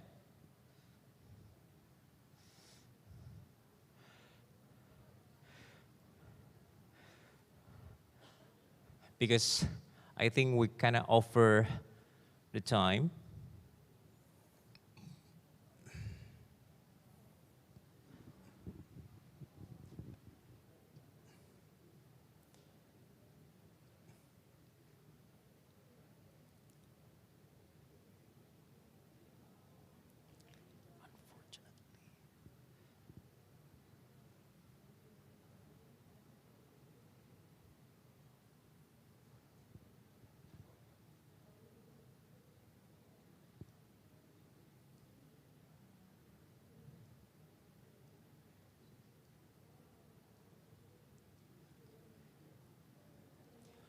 So imagine 50,436 people taking this report in about, 5 months?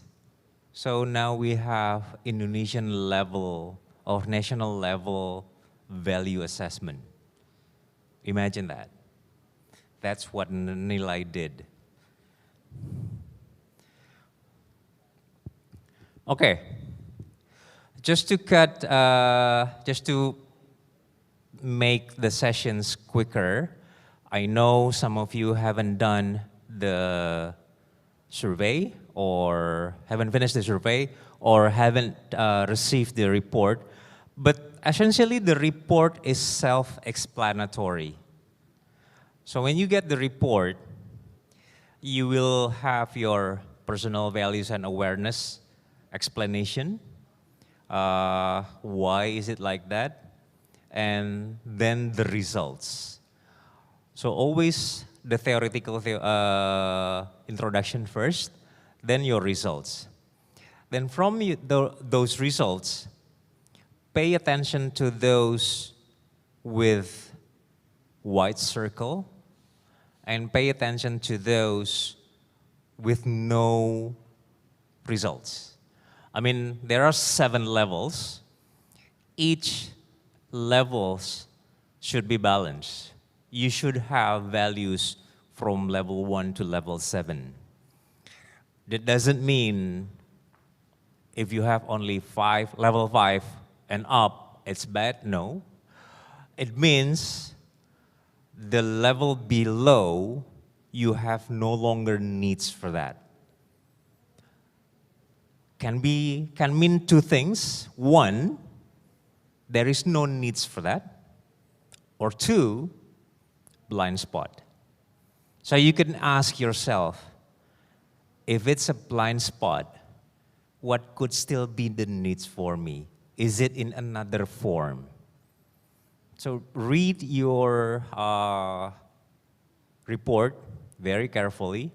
It can help you navigate your next level of interactions, of leadership, of being human.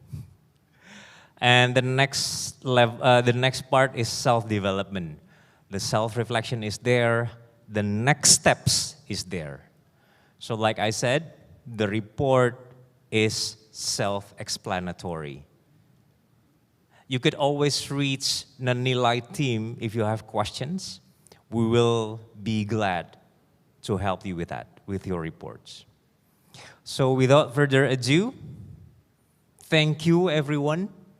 Thank you for sharing the stories among you.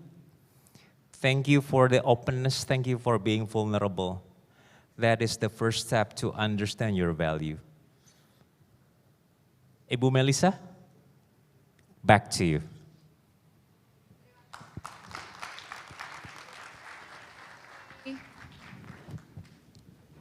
Terima kasih, Pak Diki. You may please return to your seat. And now, ladies and gentlemen, let's continue our event. We will hear from another co-founder of V20 who flew all the way from UK to be with us today. She is also the V20 2022 Lead of Value Steering Committee, and today she will share with us the G20 Institutional Value.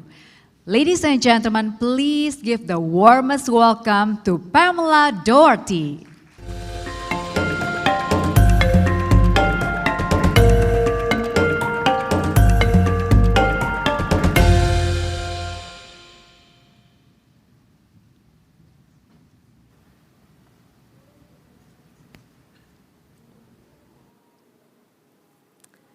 Hello, everybody.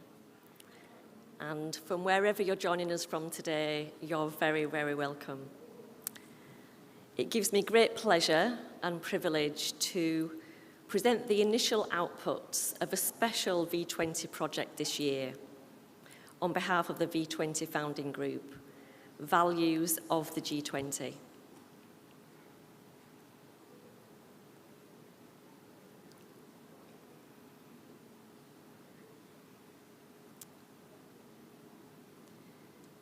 How can we become a more effective global community in creating a better world for all? The G20 has become a globally recognised and respected institution, recognised for cooperation across nations and for driving global prosperity. Everything G20 does is driven by values, driven by needs, and the focus of its attention is increasingly on broader needs of populations and communities, both within and beyond its physical boundaries. The agenda this year, led by Indonesia, is inspiring, it's clear, and it's focused on topics that all need collaboration, they all need urgency, and they all need responsibility. The theme for global health architecture opens up with the path to global recovery requires stronger collective cooperation. Digital transformation talks about securing common prosperity in a digital age. Transforming energy transition highlights the urgent need to accelerate the transition to cleaner energy sources. The global challenges we face today are increasing in number and in complexity. How can we work together more effectively to solve them together? We observe an opportunity to accelerate the work of the G20, to be more values aware, to raise the consciousness of values and be more deliberate in the way in which G20 leads with values. This means operating with the same mechanisms and informality as now,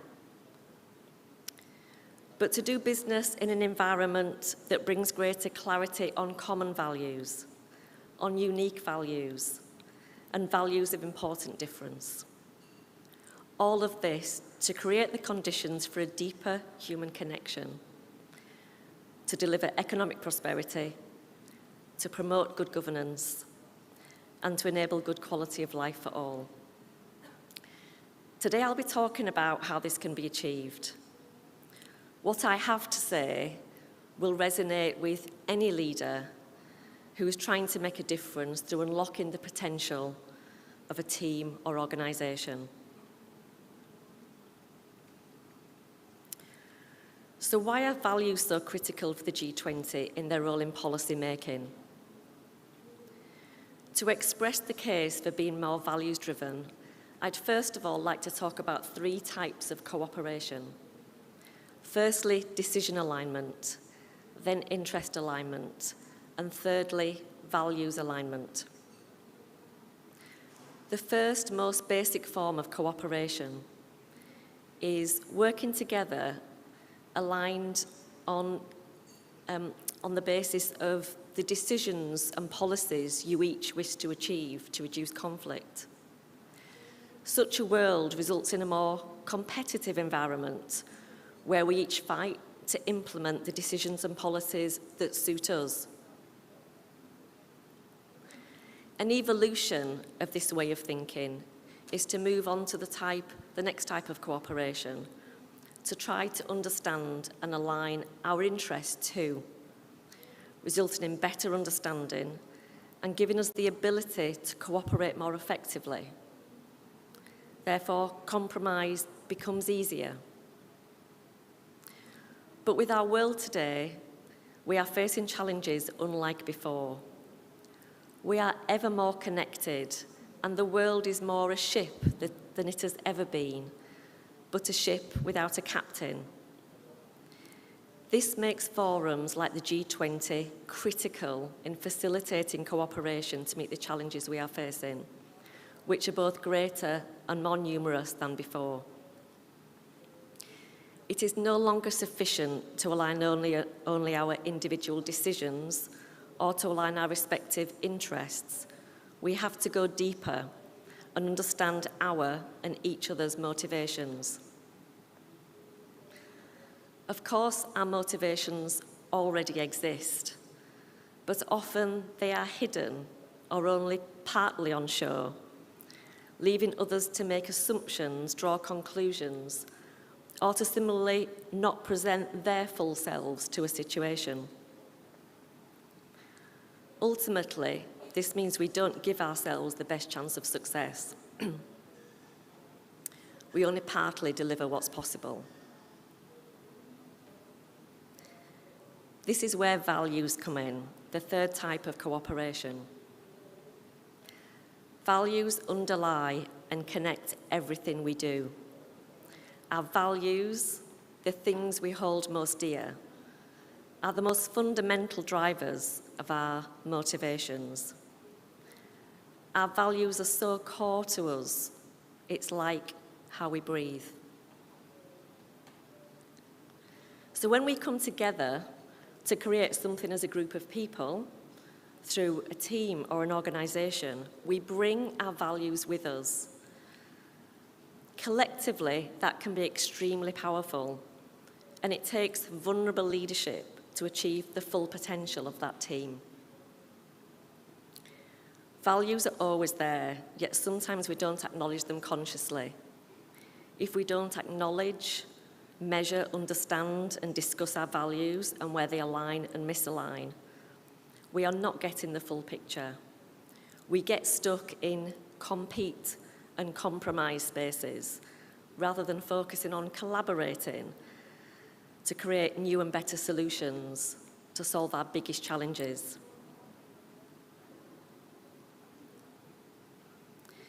So how can G20 become more values aware? I will share a vision of what that could be. The nations that make up the G20 are separate countries with boundaries, cultures, histories, and ambitions. Take Indonesia as an example. It's a beautiful, colourful, diverse nation. It consists of over 17,000 islands. It has 700 languages and over 1,300 ethnic groups. The diverse Indonesian people have a shared identity, demonstrated with the motto, unity in diversity, many yet one.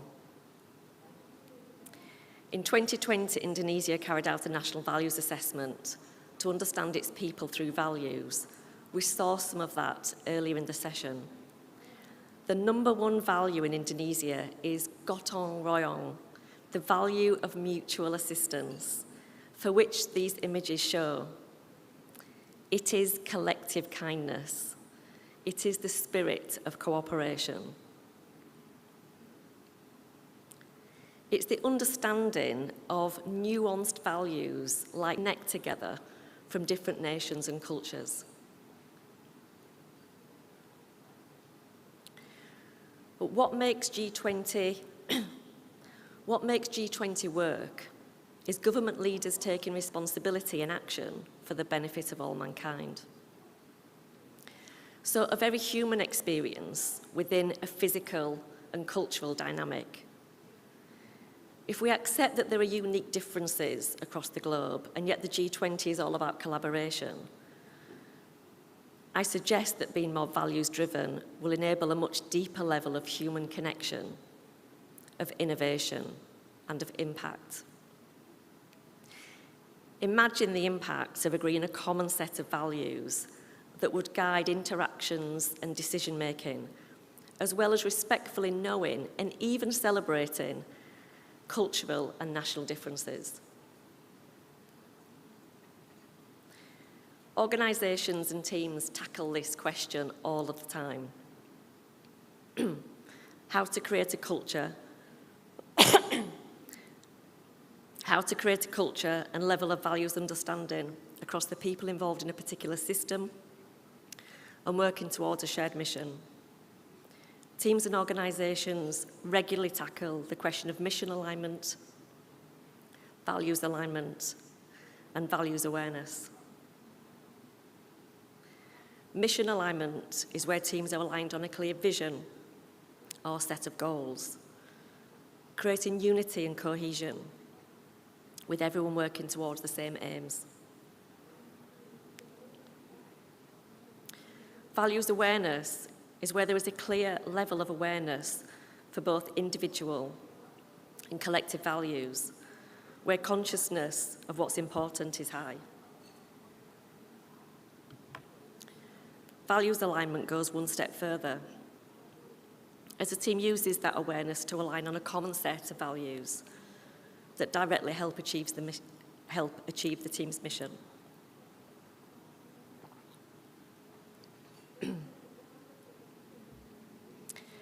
This is a purposeful and powerful step and needs constant attention. I'll bring this to life with an example of the business that I lead, Axia Origin. Our purpose as an organisation directly reflects our own values to help create a more prosperous and resilient world. When starting our business, we used a number of methods to develop a deeper understanding of each other, including creating a string wall, and you can see the image of this on the screen.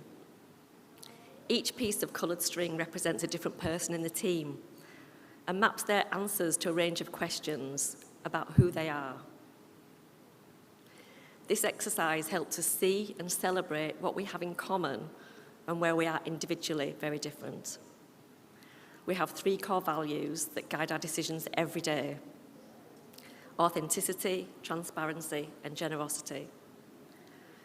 There are many interventions and measurement systems available to achieve this level of awareness and this level of alignment.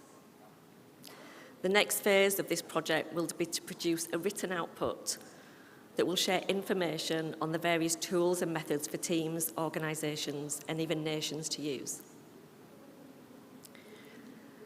In the meantime, we've made a start to support the G20 to progress this conversation for being more values aware themselves.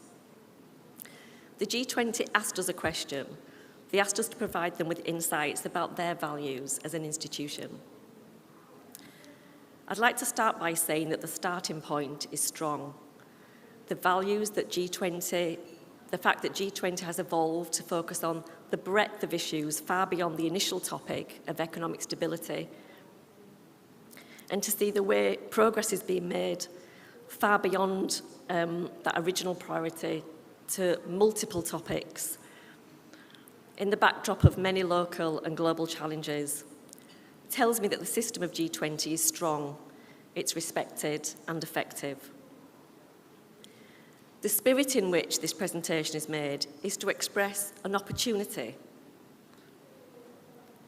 an opportunity for G20 to be more effective, to accelerate progress, and be stronger when issues arise that could create division.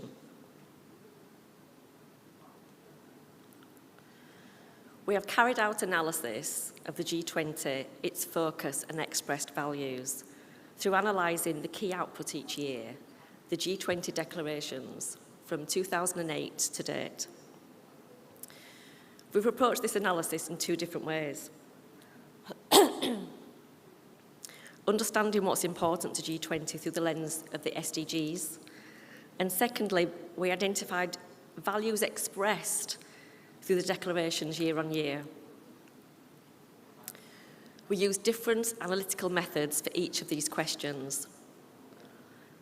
For the SDG analysis, we used natural language processing to find the words that are relevant to our analysis of values and filter out those that were not.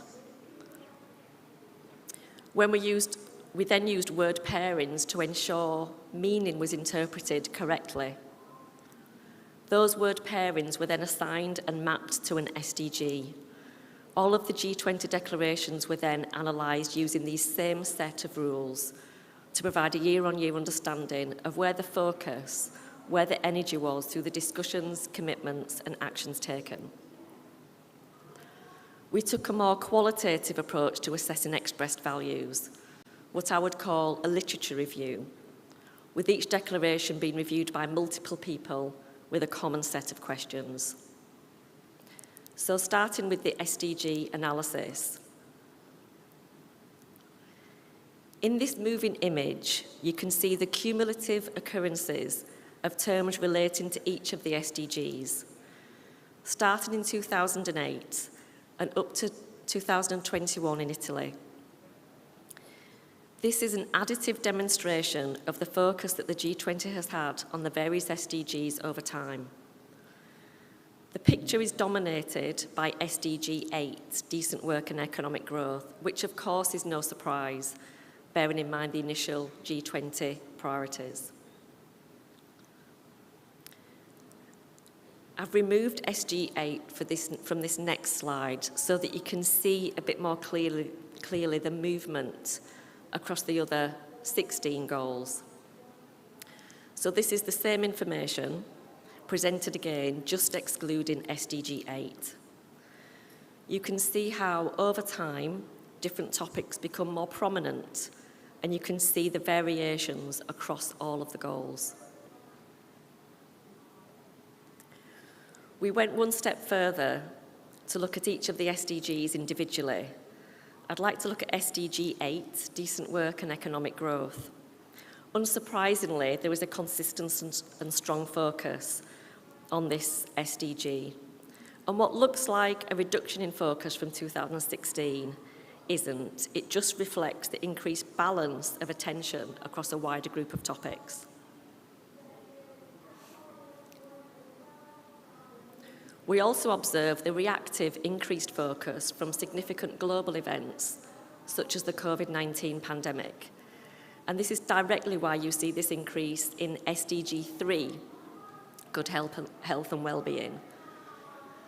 There are no surprises with these two examples. For this next slide, I'd like to show an example of an emerging topic, SDG 5, gender equality. Like many of the broader topics, it has seen a sharp increase in attention since 2017 and remained in focus despite extraordinary challenges through the pandemic in the last 2 years.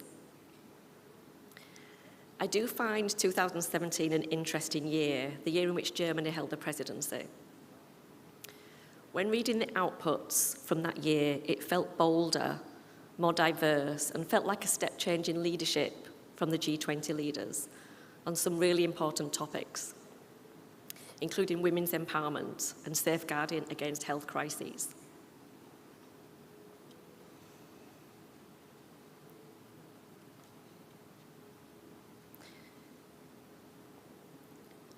So here I've summarised the whole picture, and you can see 3 clear groupings. Those areas that have some consistency through the years. Many areas with increasing focus, and 6 areas at the bottom with relatively little attention from a G20 perspective. I'll let you spend a moment looking at that slide.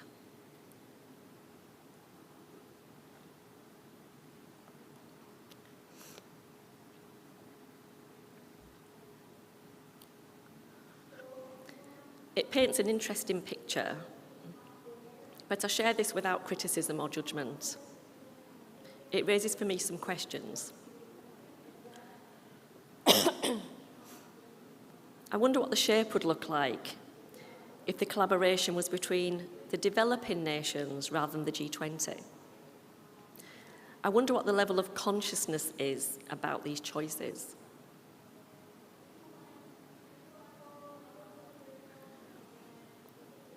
The second area of analysis was the qualitative review of the G20 declarations to look at expressed values.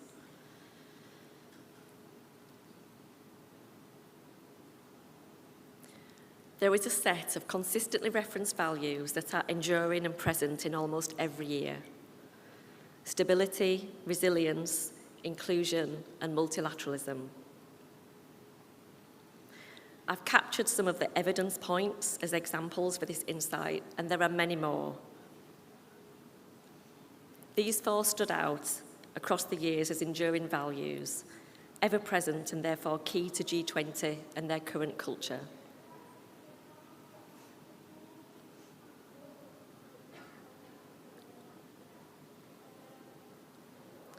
Furthermore, we looked at what emerges as new values from year to year. And here are some of the examples.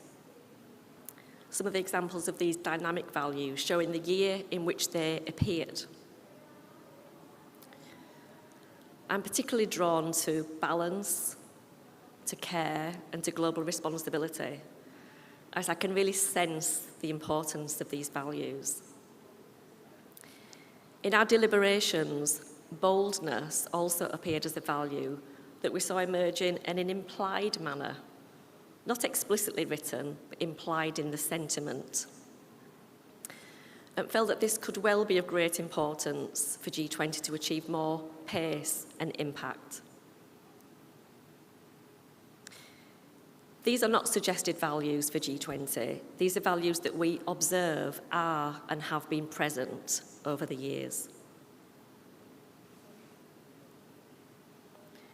To bring my concluding points together, is being values-driven the next evolution of the G20? The scope of the G20 has broadened from initially being focused heavily on financial stability and growth to recognising the need for good governance. More recently, G20 has expanded its focus, especially following the launch of the UN SDGs, to cover topics that really get to the heart of enabling quality of life for all. Whether that's topics that are more people-centred or relate to the sustainability of our planet. As the agenda grows and as challenges become more complex and diverse, so does the need to collaborate and collaborate more effectively. To enable that greater level of collaboration, I'd like to bring us back to the types of cooperation I introduced earlier. On the left hand is the most basic form, where cooperation is limited to decision alignment. At the opposite end of the spectrum is values-based cooperation, where collaboration takes place in an environment, in a culture of deep understanding of what's important to all parties.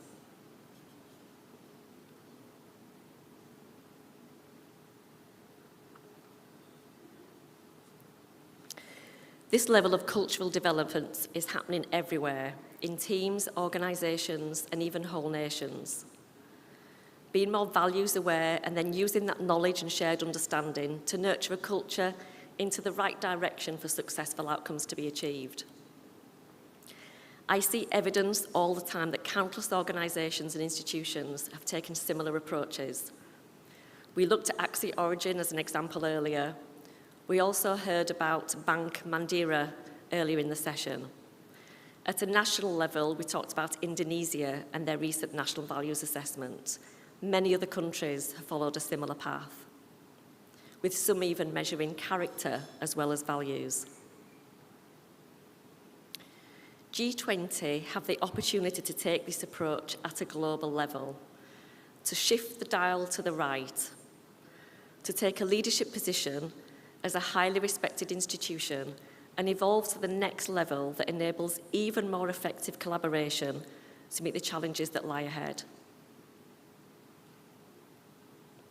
We have suggested some very specific next steps to accelerate the progress of G20, and we very much welcome the opportunity to discuss these in more detail at the right time with the right stakeholders. The range of proposed activities split across the V20 as an enabling body, the local G20 team in Indonesia, and of course G20 as a whole through the Sherpas. We see an opportunity ahead for G20 to lead the way in truly being values-driven, to operate in an environment where there is agreement on common values, there is clarity on unique values across nations, and there is understanding on the values of difference, the things that could get in the way. Operating at this level of deep understanding enables a powerful connection between parties, creating the conditions for the best form of collaboration, for authenticity, and ultimately the achievement of successful outcomes in a world that is increasingly complex, yet connected. Values bring us together and make those connections even stronger for the benefit of all life. Thank you. Terima kasih.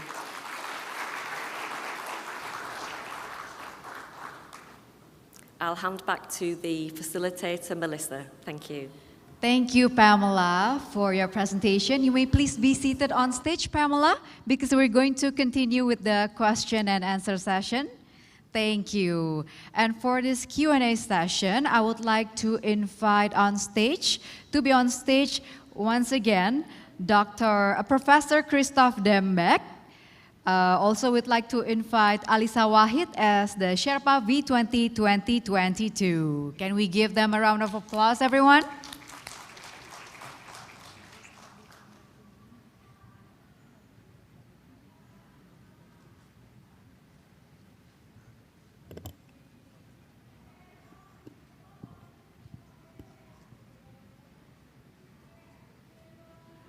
Okay, we have collected a couple of questions that the committee has gathered here.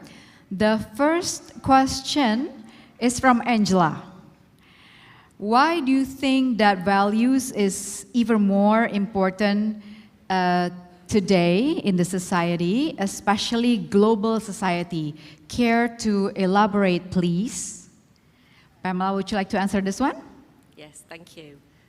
I'll go first with that question.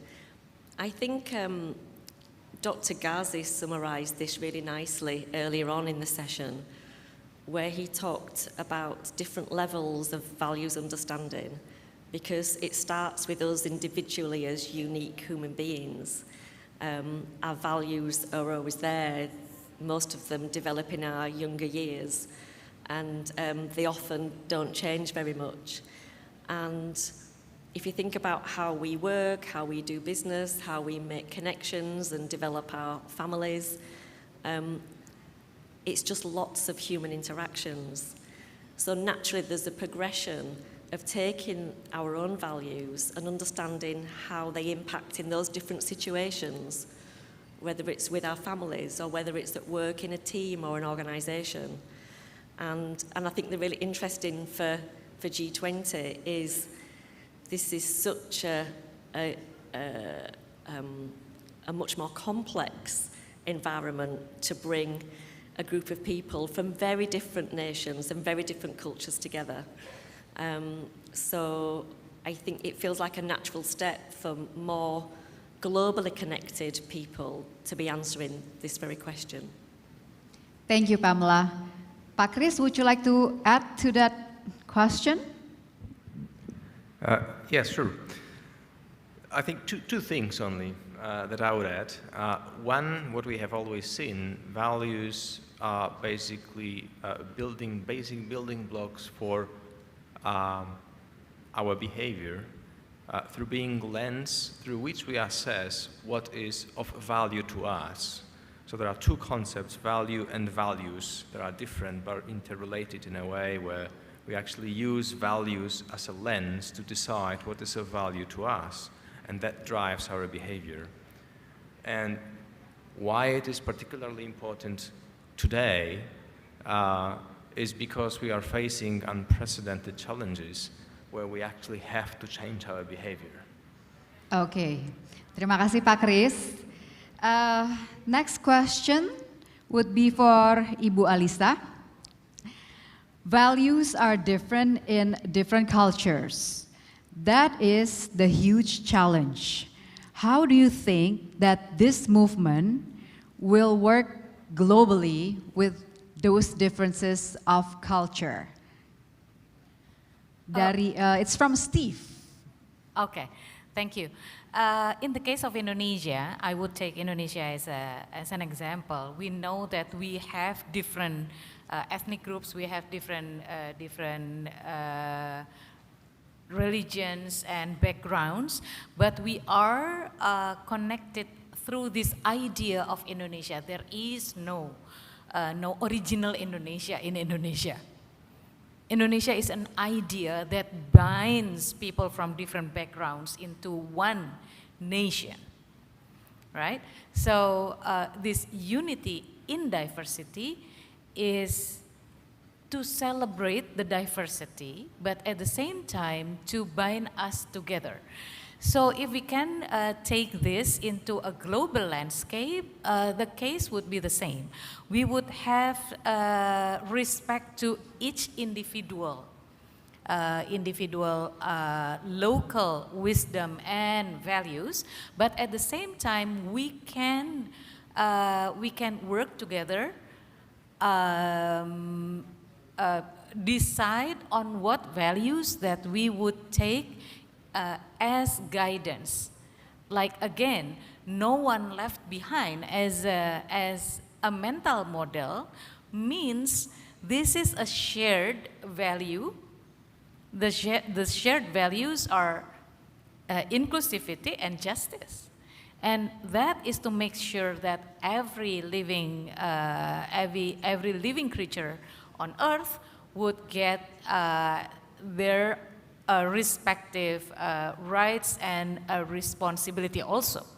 So I'm always a firm believer that there are universal values and there are shared values that we just need to decide upon. Like in a family, you know, we decide that this is going to be the family values, and we would guide our lives around these values. Great, very empowering answer. Thank you. Terima kasih Ibu Pamela, Pak Kris, Ibu Alisa for your time. You may please return to your seats. Boleh kita berikan tepuk tangan, ladies and gentlemen.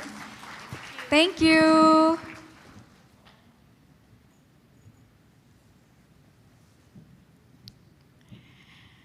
Okay, now ladies and gentlemen, participants, we are going to enjoy a series of presentation from our partners who share similar vibrant energy in making V20 the conversation starter. So for the speakers, due to time restriction, limited of time, we would like to have your time to be limited at 5 minutes. Thank you for your cooperation. Let's begin with our first speaker, Bapak Asis Arman, the Vice President Director and Group CEO of Indica Energy, who are doing his presentation virtually from Jakarta.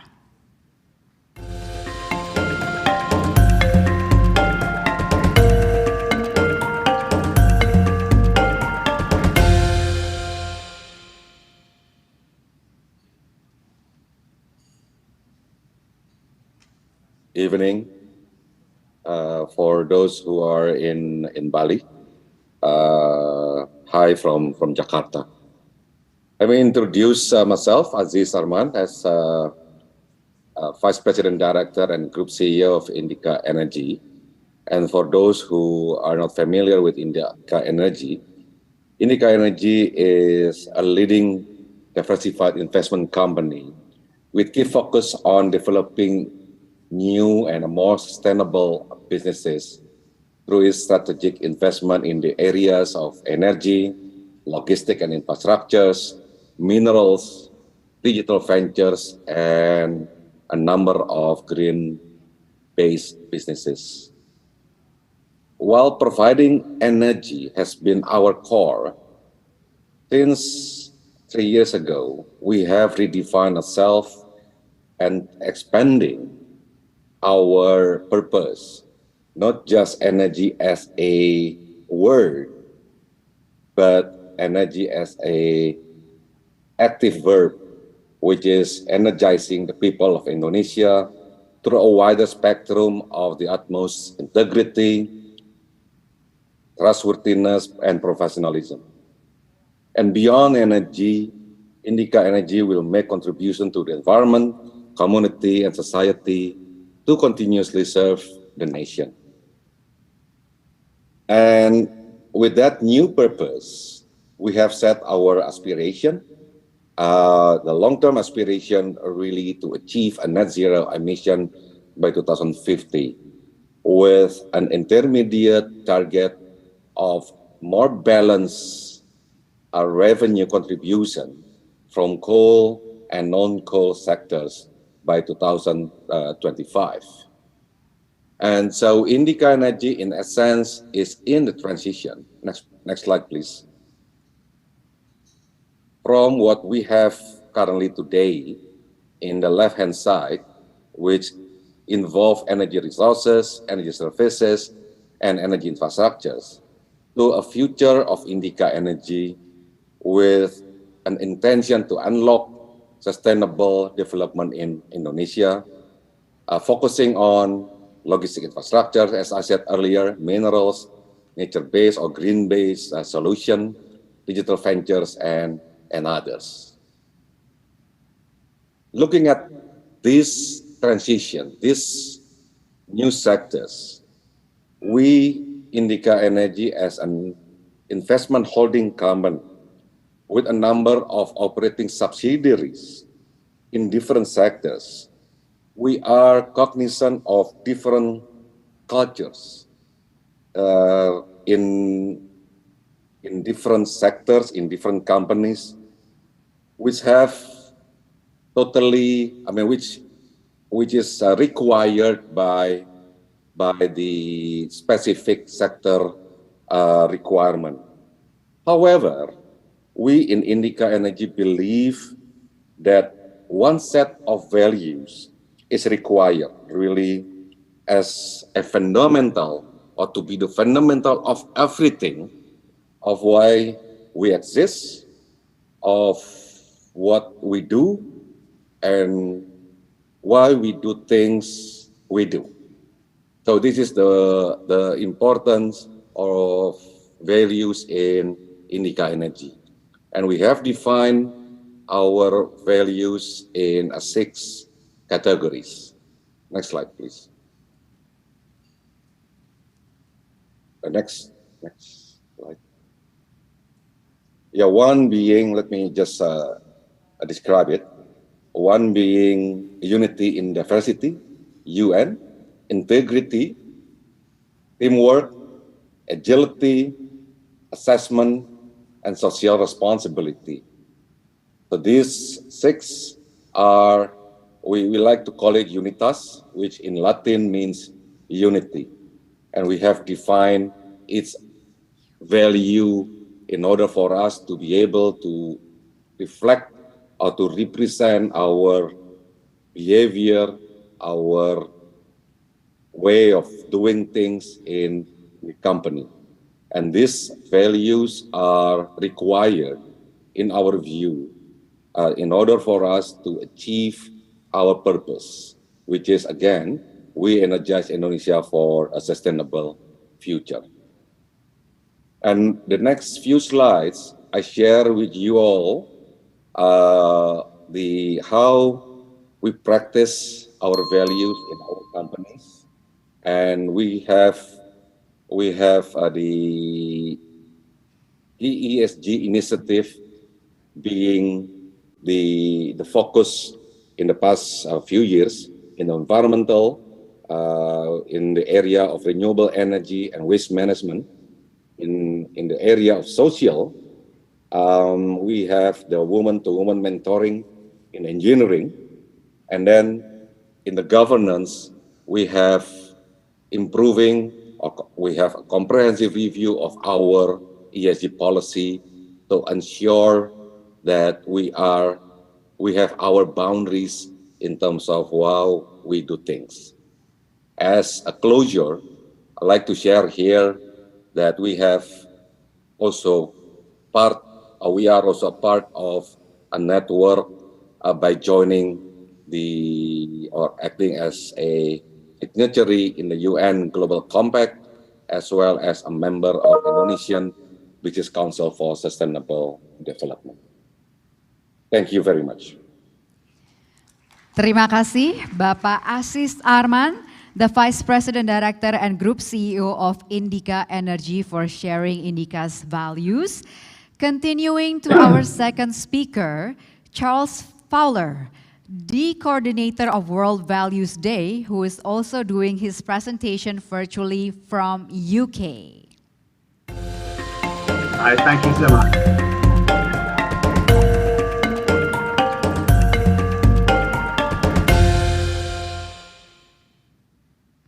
Hello, thank you so much. It's wonderful to be here, even virtually, and to tell you a little bit about World Values Day. World Values Day has been a partner of V20 since V20 started, and we're very, very excited by the collaboration. World Values Day takes place at more or less the same time as V20, or it did so in the previous 2 years. This year it's going to take place on exactly the same time. World Values Day is an annual event. It takes place this year on the 20th of October, and we run through till the 21st. So it's a perfect fit for V20 and the Values Festival that V20 is going to be organizing out of Bali to go with it. So we're very excited to be working even more closely this year. World Values Day is an annual celebration and exploration and a sharing of values around the world. And it, can I have the next slide, please? It's based on values, it's exploring values, and it's based on the assumption that, and the knowledge that we all have values, whether we know it or not. And all those values, not just those people here today, but people all around the world have fantastic values. Next slide. I just want to show you, next slide, please. Yeah, that's it. I want to show you, this is from the United States, the values survey that they did, the values assessment they did there in 2009, 2011, but it's very similar all the way around the world. In Indonesia too, you had your values survey a couple of years ago. And it's clear from that that people most people have really good, positive, pro-social values. Whether or not they know about them, that's another matter, but they when asked in a survey like this, they have fantastic values. But the real problem is, and this is the big problem with the whole of the values field. Turn to the next slide, please. The big problem is that those values are not expressed, they're not practiced for lots of reasons. And when the same people that are surveyed about their own personal values are asked about the values of the society that they're in, the culture of the society they're in, they come out with all these words. Their personal values may be caring and honesty and respect and compassion, but when they're asked about the society they live in, wherever they are in the world, it's pretty much the same. They come out with words like this, words like corruption, bureaucracy, blame, violence, conflict. That's the United States, but it's the same pretty much everywhere. Next slide, please. So what's going on here? What's happening? Something is stopping us putting our values into action, and that's really where world values begins to come in. The biggest problem is our own cynicism and our own negativity. We actually think that our values are good, but other people don't have good values, and that's really the big barrier holding us back. It's this total misunderstanding. The research shows us that almost all of us, have good values, but the research also shows us that we don't believe other people have good values, and that's a total misunderstanding, which is at the root of a lot of the problems we have. So what to do about it? Next slide. What we want to do about it really is World Values Day. It's our answer to this big dysfunction, this issue about people having values themselves but believing other people don't have it. So we want to have a celebration every year where people can come together, think about their values, talk about their values, show their values, and share their values with other people, and try and get rid of that big dysfunctional problem to do with their misunderstanding about other people. Right, so I'm just having a little technical problem here, not to worry. So in 2016, we launched World Values Day, and it's been a fantastic success since then. We get to, through social media, which is a big vehicle for us, we get to reach a lot of people around the world, up to 75 million people in over 100 countries. Actually, that's just on one of our social media channels alone, Twitter. So the real figure is a lot higher. And we, next slide, please. And we have a huge number of activities that we participate in. There are thousands of organizations taking part, all sorts of hospitals, schools, NGOs, businesses, offices, factories, universities, you name it.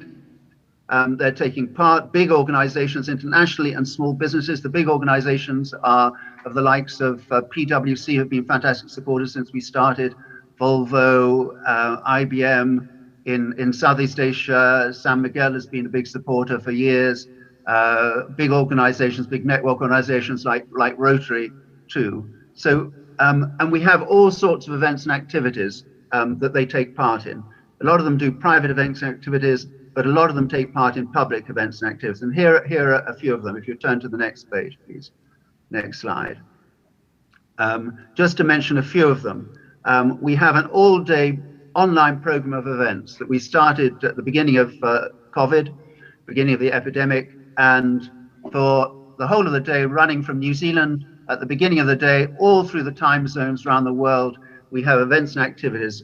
Last year, it was about 40 of them taking place back to back and sometimes side by side, with some big organizations, including PwC and others. We put together a 1-hour values challenge, which we run every year. That's for organizations to take part in. It's a 1-hour refresher of values. We have a big schools program this year. We've got it bigger than ever, where we offer lots of ready-packed, ready-made opportunities for schools to take part in. We have, this year, we're starting a local community leader outreach program where we're going to be asking community leaders around the world, including elected ones, what their values are and how they put them into action in their community, and how that could be a lesson for all of us, including the G20 leaders. And of course, as I said, this year we're linking up with the V20 movement in a very, very close way, and we'll be hopefully integrating into our all-day program. We'll be integrating the events from the V20 Summit and the Values Festival, and we'll be integrating other aspects of our programs and social media activities in a close way. So it's very exciting. I really love it if you could all join in. Last slide, please. Another, yeah, that's great. And actually, we'll go to the final slide, if I may. I'd love it if many of you as you can join in, take part. It's huge fun. It's very powerful, very energizing. You'll love it, and we'll have a really great time. But above all, we'll be spreading the word on values, that it isn't that other people do have good values. Your next door neighbor, the people in the next country, the people around the other side of the world, we all have these wonderful values, and we practice them together on World Values Day and hopefully around the rest of the year as well. So thank you very much indeed, Melissa. Back to you. Thank you, Charles Fowler. Good luck for your World Values Day coming this October. All right, our third speaker is the CEO of Pemimpin.id, and he will be joining us virtually as well. So please welcome Darmaji Suradika.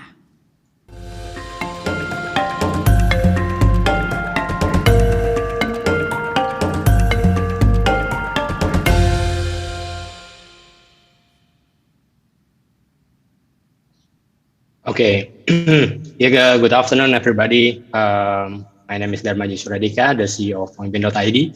Pemimpin.id is a leadership learning platform who has the main mission to make leadership ecosystem in Indonesia better. So, yeah, maybe can you help me, President? Yes. Okay, so next slide, please. Yes, it's around about 100 years ago. There was a living room in Indonesia, in small village in Surabaya, who has very good value inside the house. Actually, the house is just a simple house and nothing special within the house. But the people who live here who make it special. The owner of the house is Mr. Cokro Aminoto. He was the leader of one of the biggest community in Indonesia back then, Syarikat Islam. And Syarikat Islam has a members like more than 2 million members. And also inside this house, our first president, Sukarno, also started to learn to lead. Besides Sukarno, there were also Musso, the head of Indonesian Communist Party, and also Kartosuwiryo, the head of Islamic party back then. So how can the small house, normal house, can make these three ideologies live together and stay together? Next, please. Next slide, please. According to our observation, there are five principles for living in this house. The first is egalitarian, meaning everybody will be treated the same. You are coming from the normal level, or maybe you are coming from noble family, will be treated the same within this house. The second one is neutral. Ideology, whatever, no matter your ideology is, you can come to this house and discuss your ideology. The third one is sharing. So the sharing meaning from the mentor to the mentee, and also among the mentee, everybody can share their knowledge and can learn from everybody. The fourth value is empowering.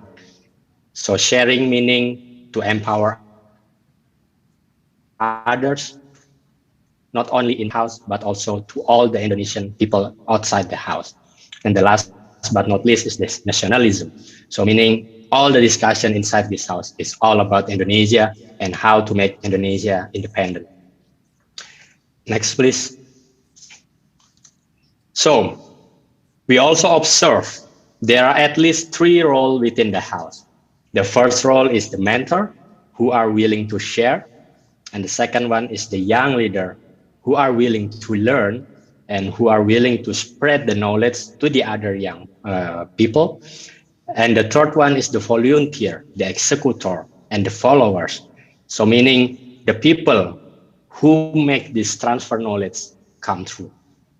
So meaning, next slide, please.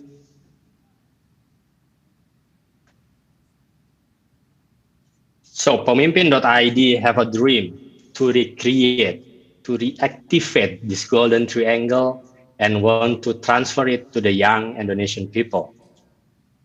we try to activate these three role, and also we transform the 5 value that I explained before to 3 main value that we think relevant to the current Indonesian youth.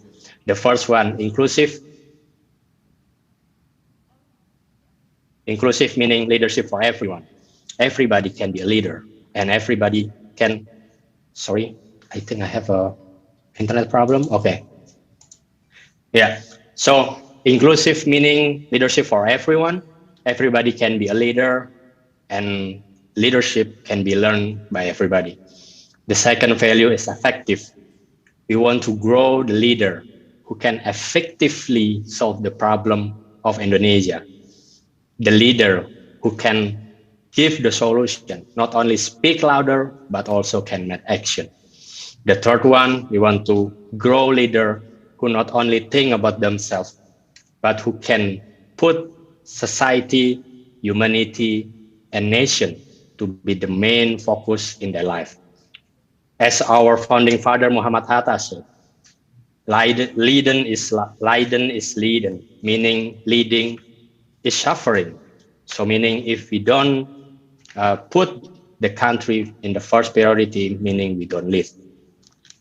Next slide, please. With this value, next. So how we transfer this value to the young people? We have 3 pillars. The first one, we train the young people with the learning program. Until now, we have 3,000, more than 3,000 alumni. And also, we spread the leadership knowledge through media and event. Until now, we have more than 220,000 social media followers. And also, we connect all leaders across Indonesia through community. Next, please. Until now, Pemimpin.id has more than 550,000 beneficiaries. And at the end of this year, we hope that we can have more than 1 million beneficiaries. We become one of the biggest leadership community in Indonesia with more than 15,000 active users. Next, please. To close my presentation, Ki Hajar Dewantoro once said he was our education heroes. He said the independent humankind, meaning they are free to decide and choose what is the best for them with full of awareness without any restraint from anyone, including themselves. And in Indonesia, meaning manusia merdeka adalah ketika semua manusia tersebut mampu mengambil keputusan yang terbaik untuk dirinya secara sadar dan tanpa tekanan dari manapun, termasuk dari dirinya sendiri. So meaning leadership is one of the main value to have truly freedom society. Thank you for the attention. Very inspiring young leader. Thank you, Darmaji Suradika. Continuing our event is our 4th speaker, Dr. Rizal Lukman, V20 Sherpa.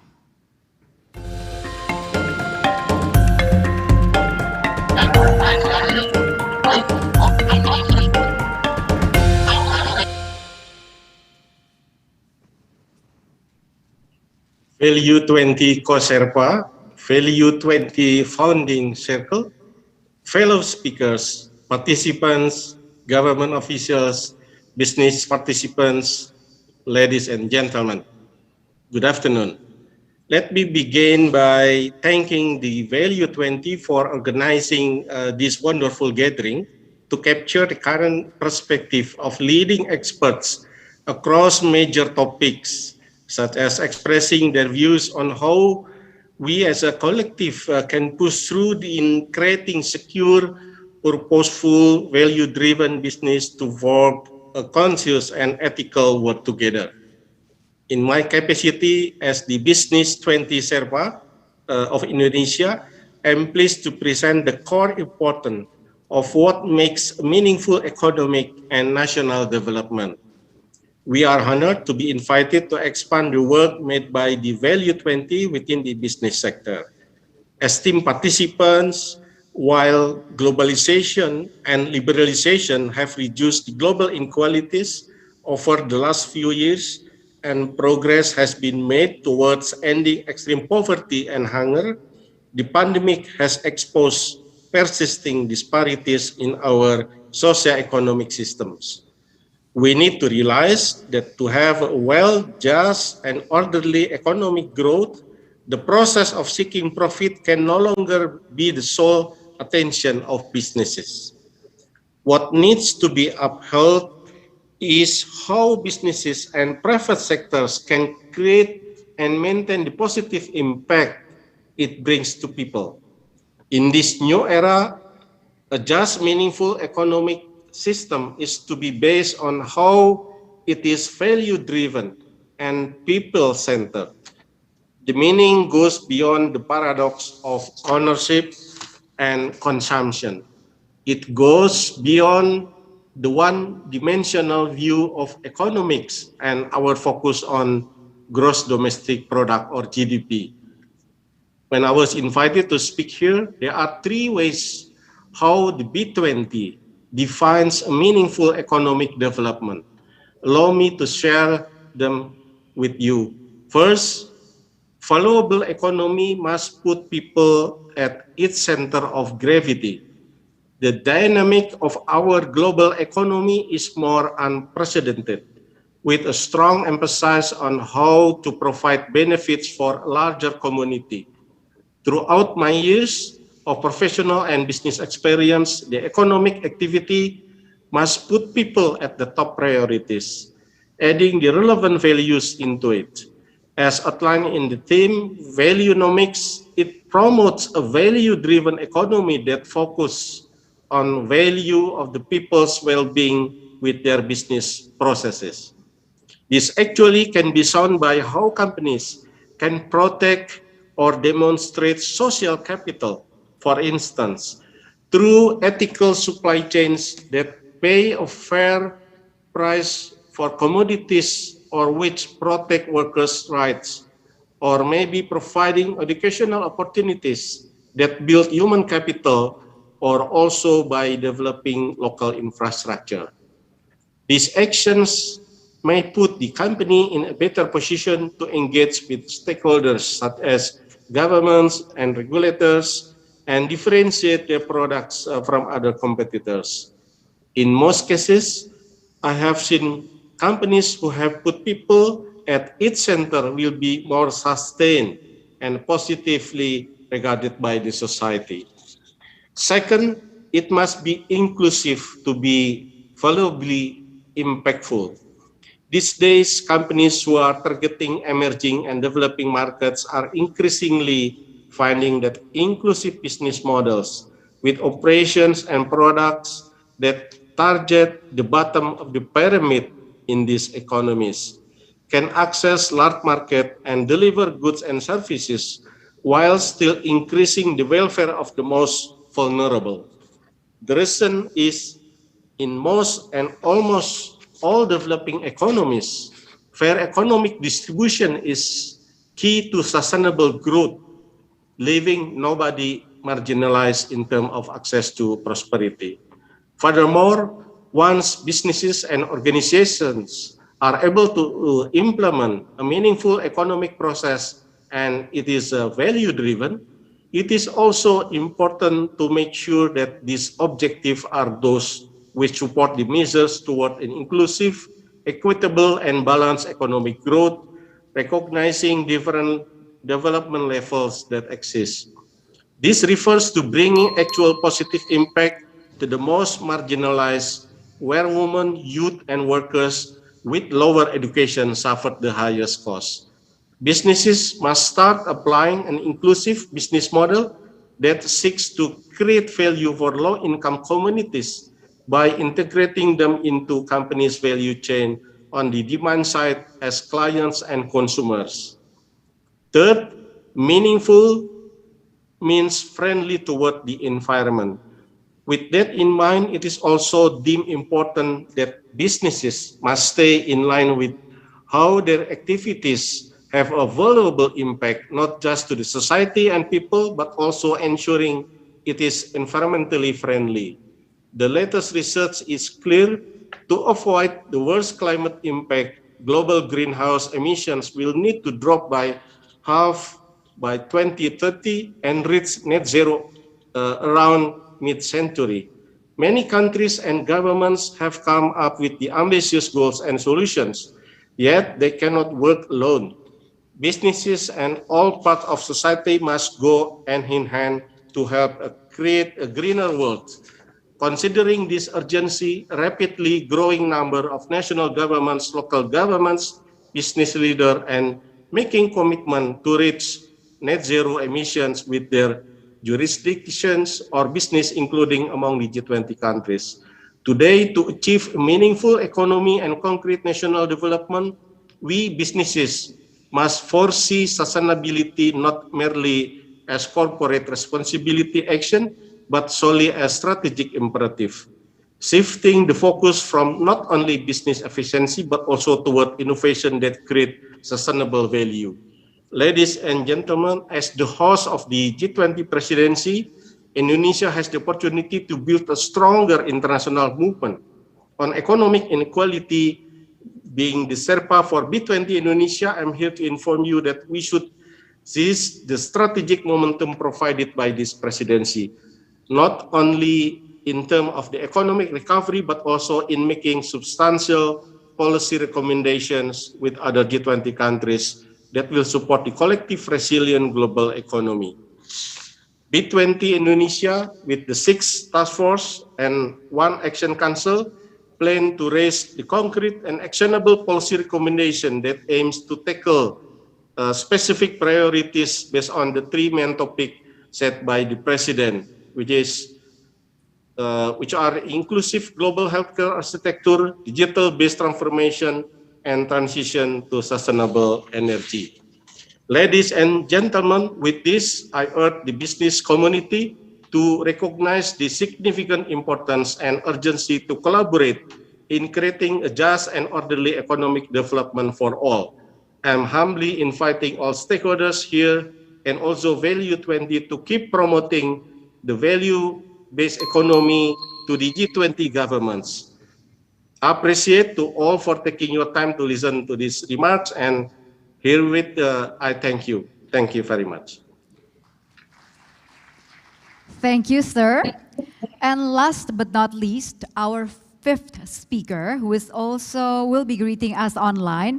Please welcome Bapak Solihin J. Kala, President Director Kala Group.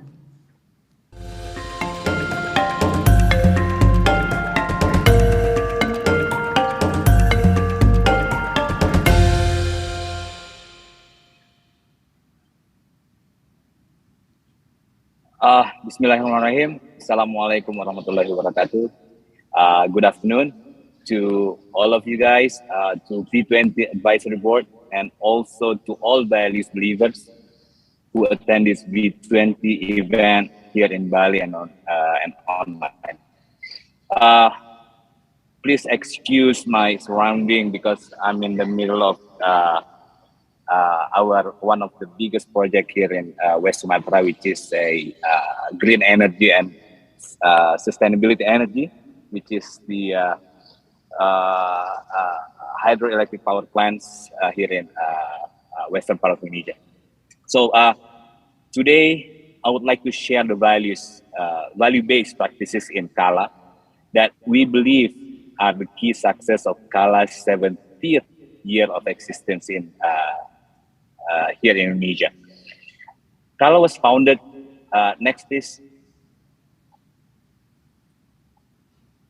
Kala was founded in 1952 by a couple named Haji Kala and Haji Atira, which are they are my grandparents, and they started the business in textile trade, which later, due to the demand of logistics and movement of people in eastern part of Indonesia, they expanded the business to the transportation sector by providing an intercity bus. So this year, Kala will celebrate its 70th anniversary, led by the 3rd generation of the family.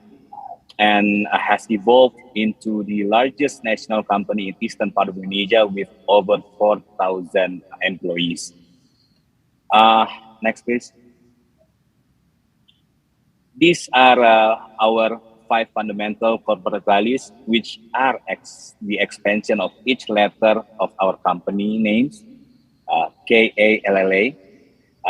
K is for kerja ibadah, which is work as worship in English. A for apresiasi pelanggan, or customer appreciation. L is lebih cepat, and the second L is lebih baik, which is the faster the better. And lastly, A is for aktif bersama, which is active together in English. Next, please.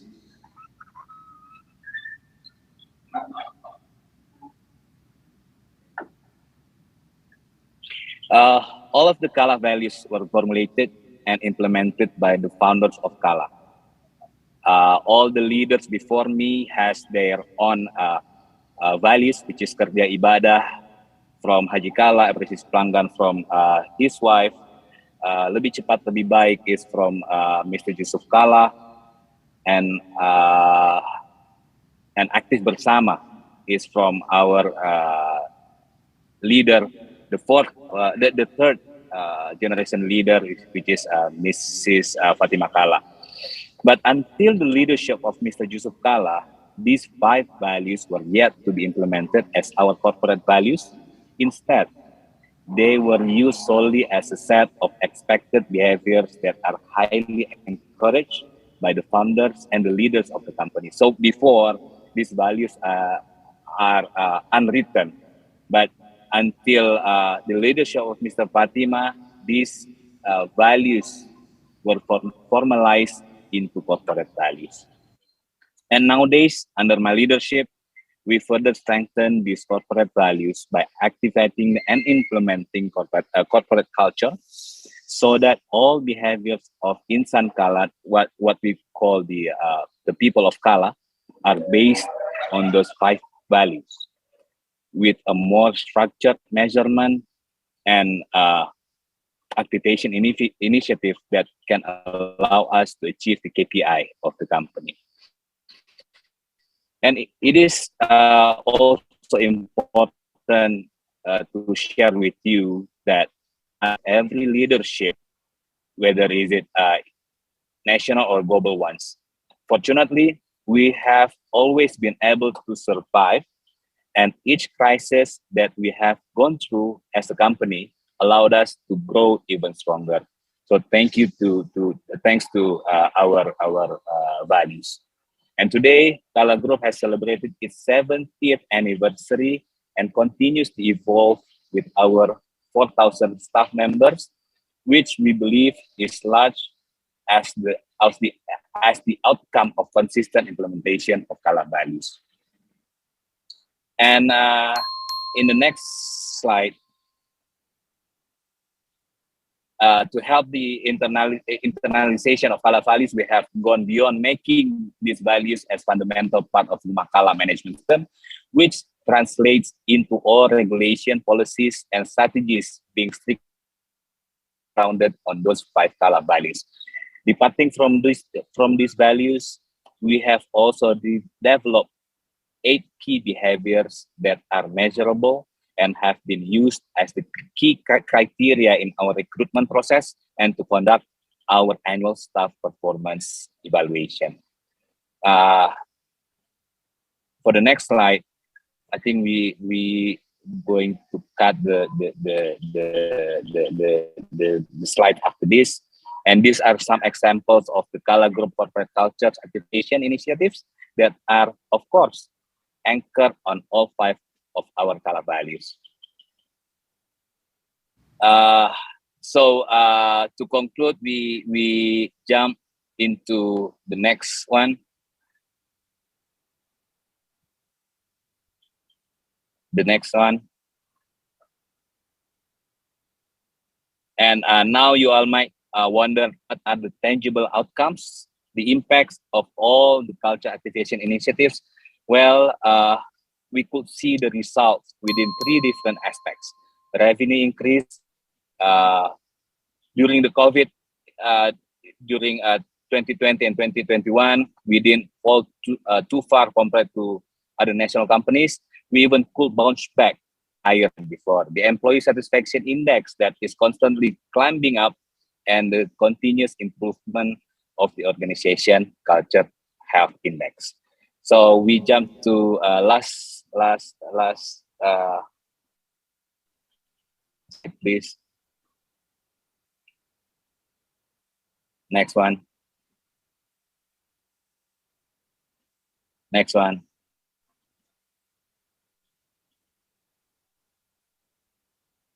So by implementing Kala values, not only within the office sphere, but more importantly, within each of our staff's personal life, insan Kala or the people of Kala is hoped to be an individual is better, stronger, and ready to face the global challenge. Thank you for your time.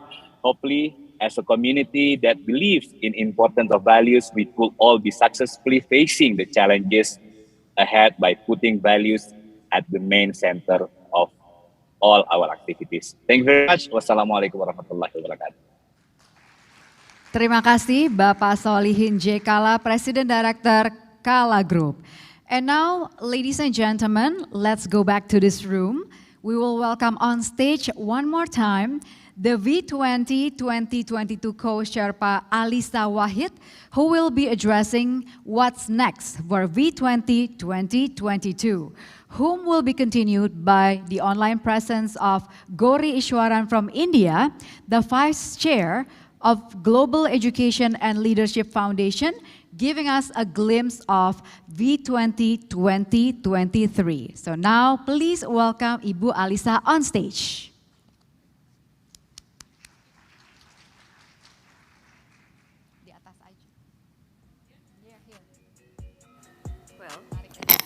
For short people, this is going to be a challenge. Can you see me?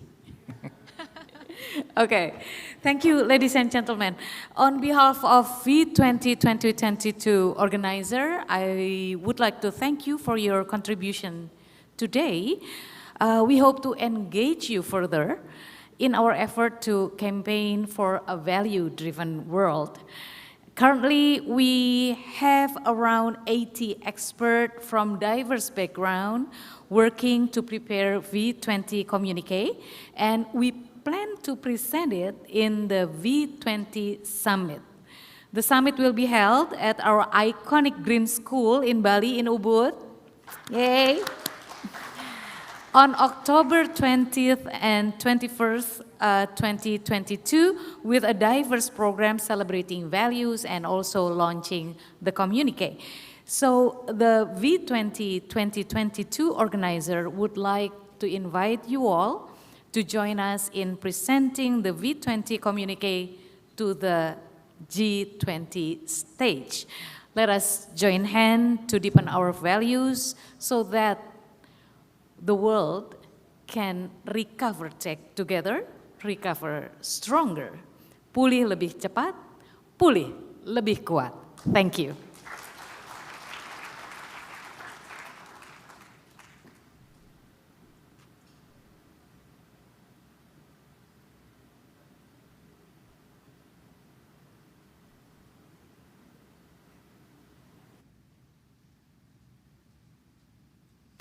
And we'll be connected online to Gauri Ishwaran from India, the Vice Chair of the Global Education and Leadership Foundation, giving us a glimpse of V20 2023.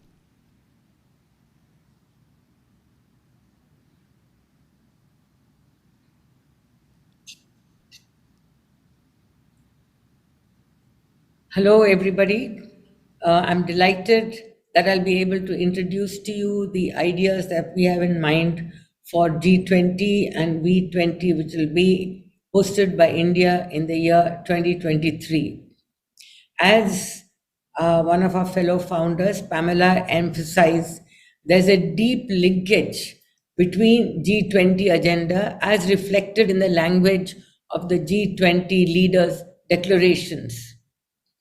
We in India are committed to strengthen the endeavors of V20 and develop impactful policy recommendations influencing the G20 countries to underpin their policy decisions based on universal and enduring values.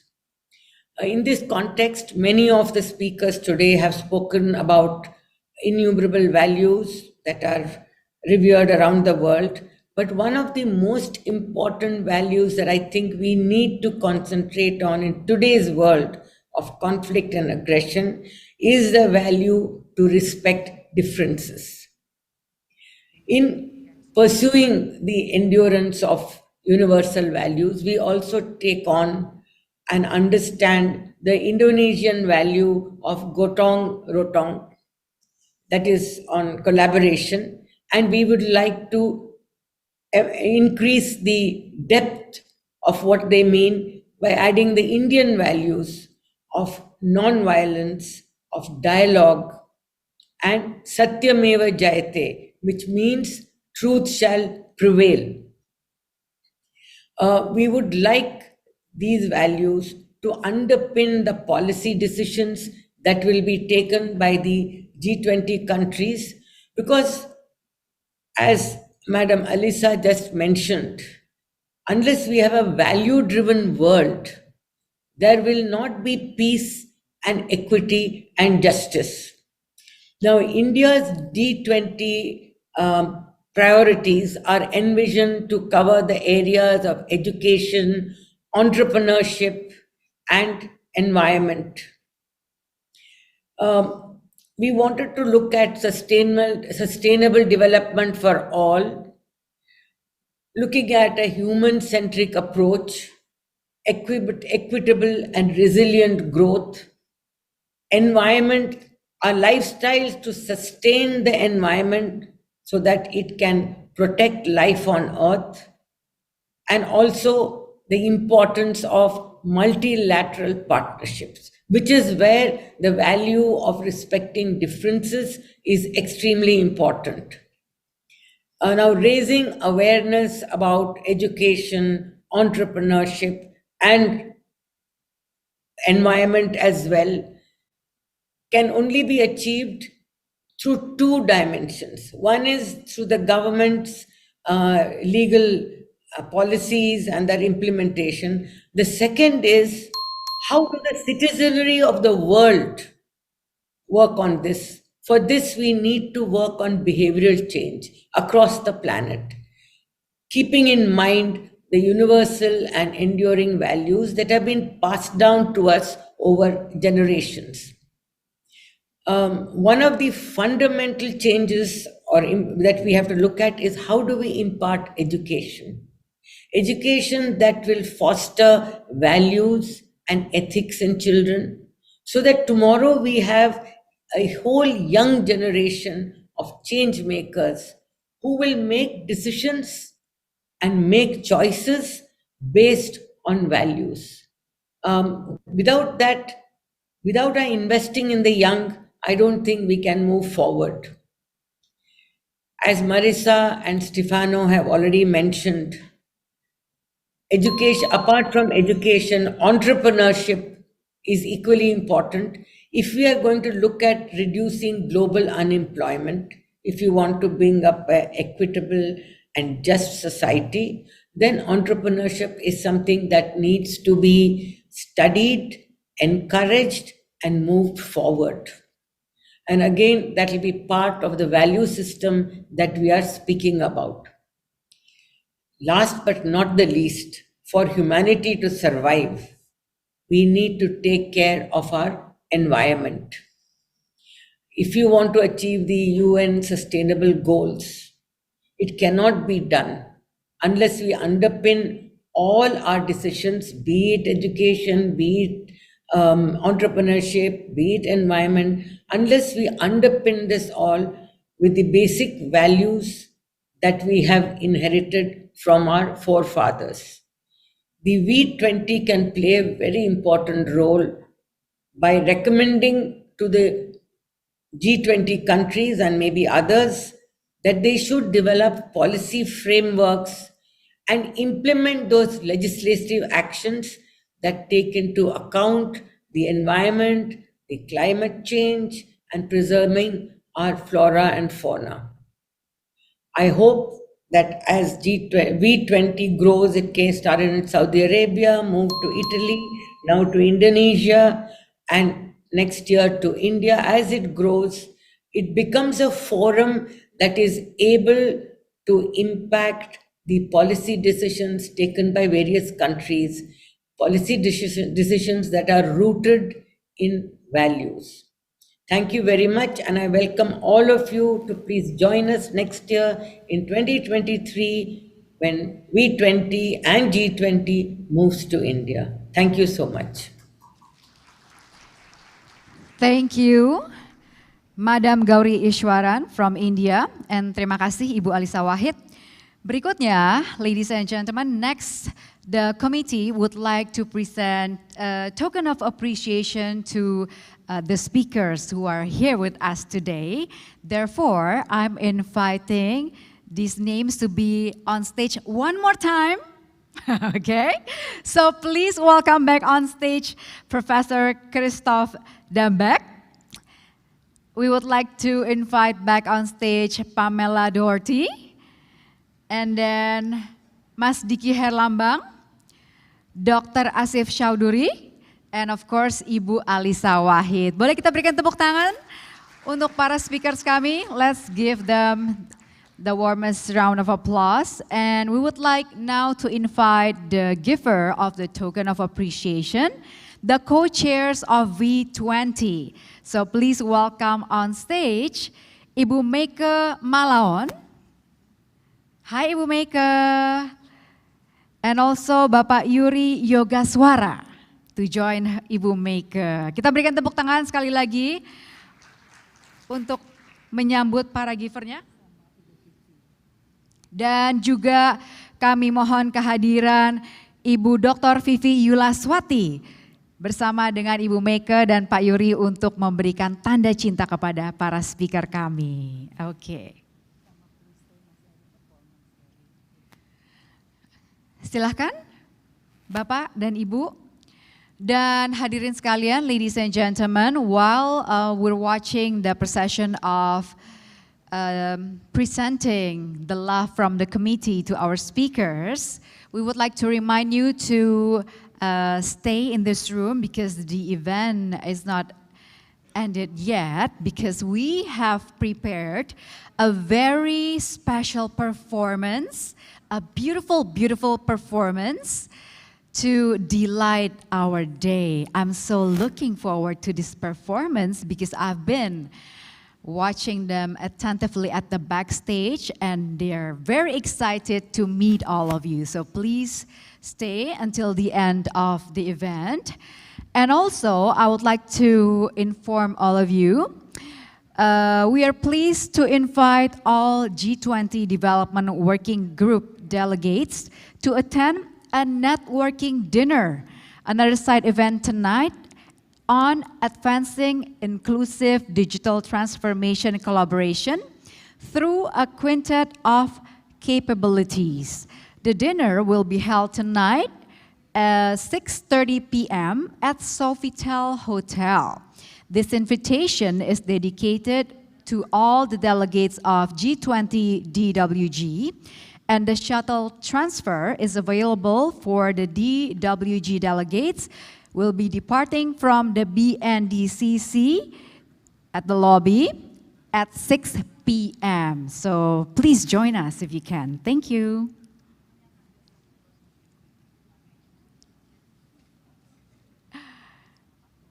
All right. Can we give them another round of applause, ladies and gentlemen? Here are the speakers, the co-chairs, the committee of V20 today.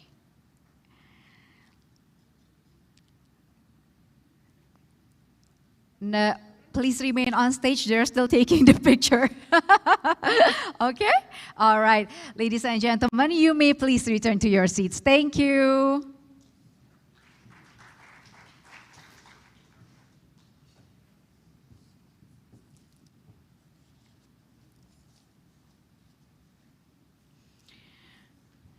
Okay, so as Ibu Alisa said, that we will have another upcoming event, which is the V20 Summit, which will take place at Green School Bali on the 20th and the 21st of October 2022. So please join us.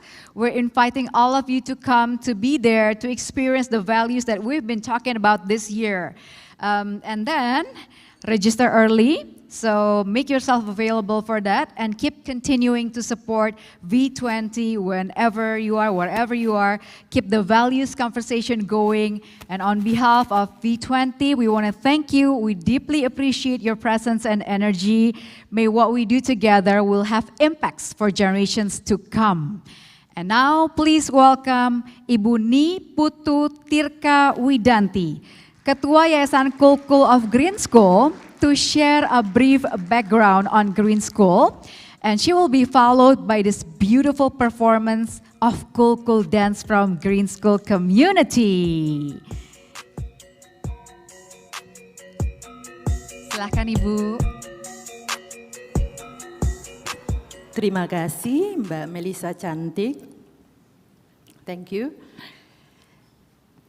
Good afternoon, ladies and gentlemen. My name is Tirka Widanti. I'm the president of Yayasan Kulkul Green School Bali. I'm also rector for the university, Universitas Ngurah Rai. Values give our life quality and meaning. Values are the things that are most important to us as individuals and as communities. More than material possessions, awards, and titles, values, and the real richness to our lives. Values are also central to development and humanity as a whole. Values and how we live them dictates whether or not we will be an asset of humanity and to the planet. Now is the time to embrace a value-based education. One of the fastest growing changes in the education sector is values-based learning. And this means a pedagogical approach that is more holistic and more relevant to the world of today. And parents, school teachers, leaders, and governments around the world are pushing for this change, and for good reason.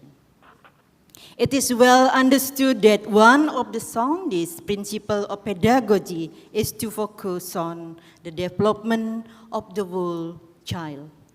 And by definition, a holistic education incorporates the development of values. It is the education of the whole person, the intellectual, physical, social, emotional, ethical, and academic. At Green School Bali, education helps the child to see and understand the bigger context and the world they're in. They begin by knowing themselves, then they start to know others, their community, their local environment, and the global context. As children grow, their circle of learning grows from local, national to global. Ladies and gentlemen, we invite you all to the V20 Summit at Green School Bali. V20 Summit at Green School Bali on the 20th and 21st October 2022. And now, please enjoy Kulkul Dan Tari Kulkul by Green School students and teachers. Thank you.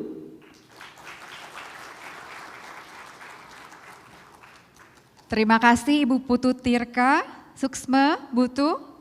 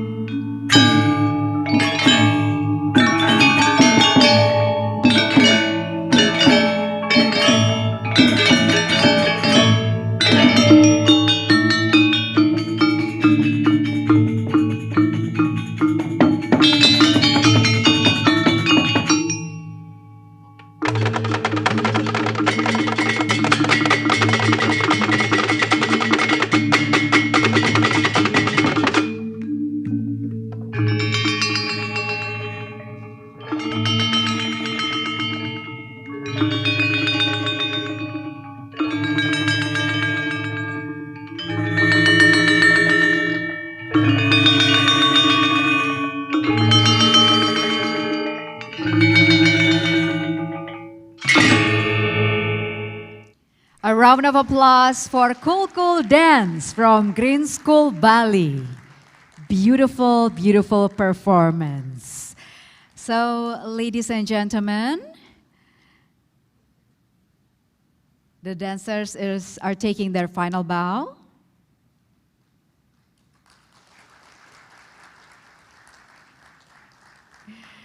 With this dance, we have come to the end of our event today. Again, we want to thank you on behalf of the committee.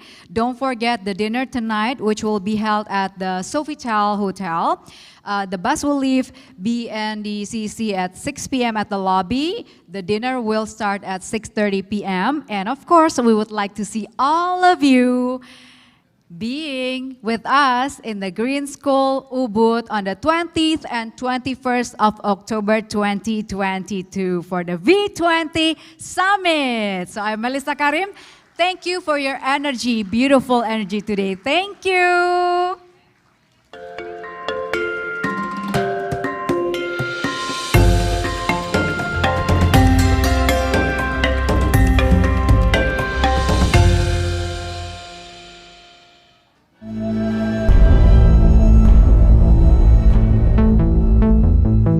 you with a look back at the highlights of a remarkable decade that has changed Australia forever. The 2020s began in extraordinary fashion.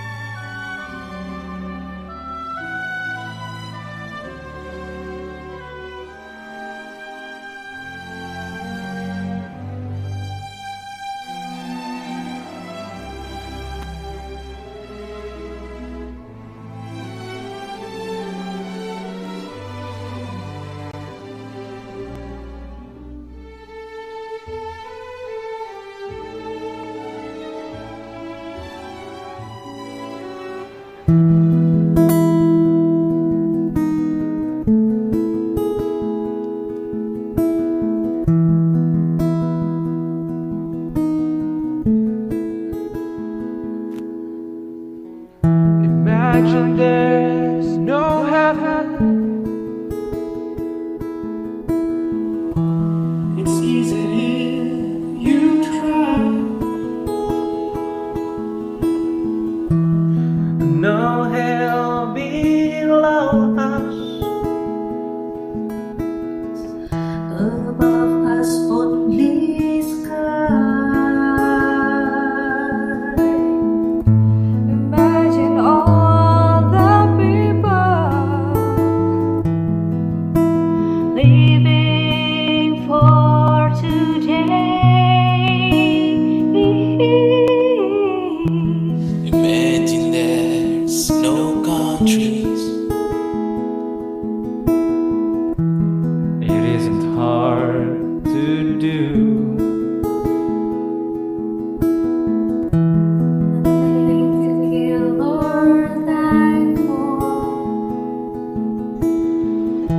And no religion too. Imagine all the people living life in peace. You may say I'm a dreamer, but I'm not the only one. I hope someday you'll join us. And is one. Imagine no possessions. I wonder if you can. No need for greed or hunger. A brotherhood of man. Imagine all the people sharing all the world. You may say I'm a dreamer, but I'm not the only one. Yeah.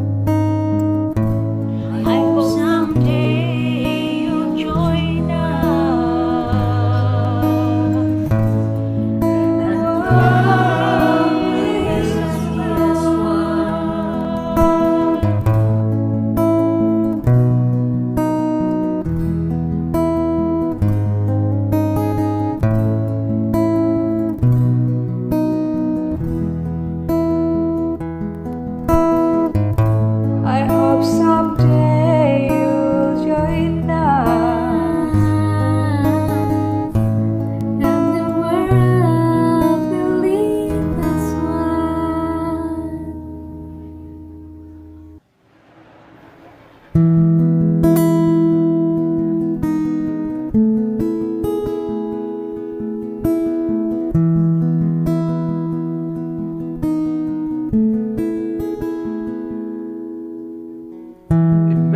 Imagine there's no heaven.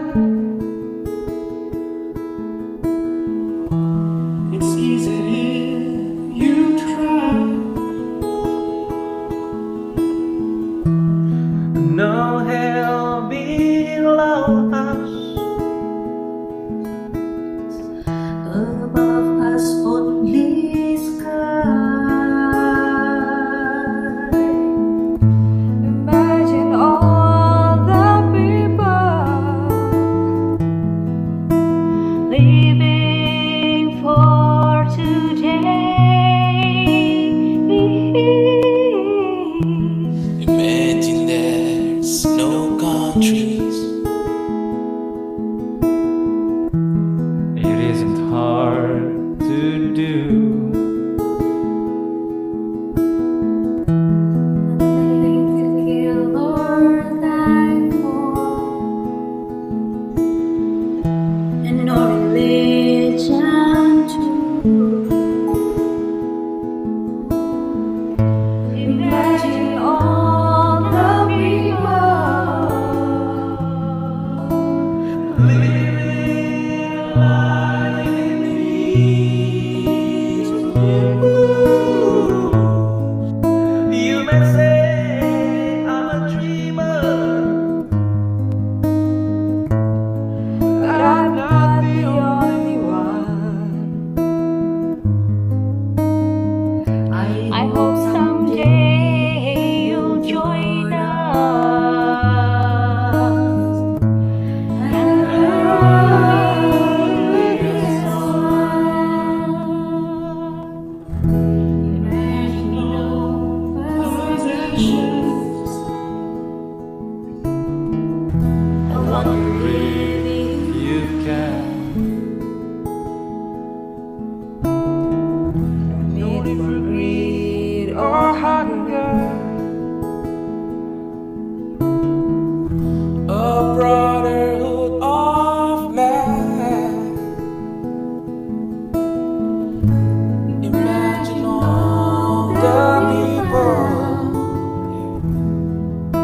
sharing all the world. You may say I'm a dreamer,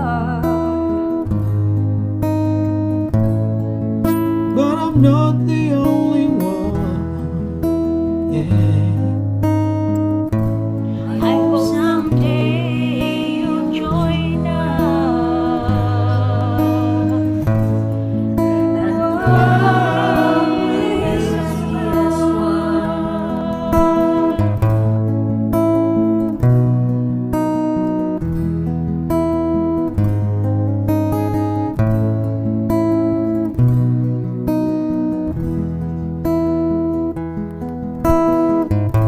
I hope someday you'll join us, and the world will leave us one.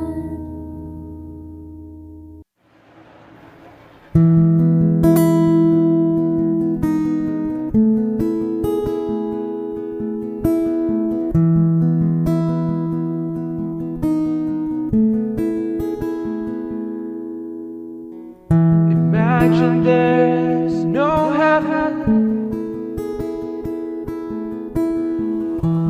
It's easy if you try. No hell below us. Above us only sky. Imagine all the people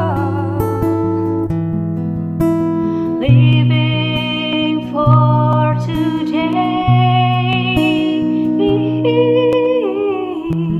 Imagine there's no countries.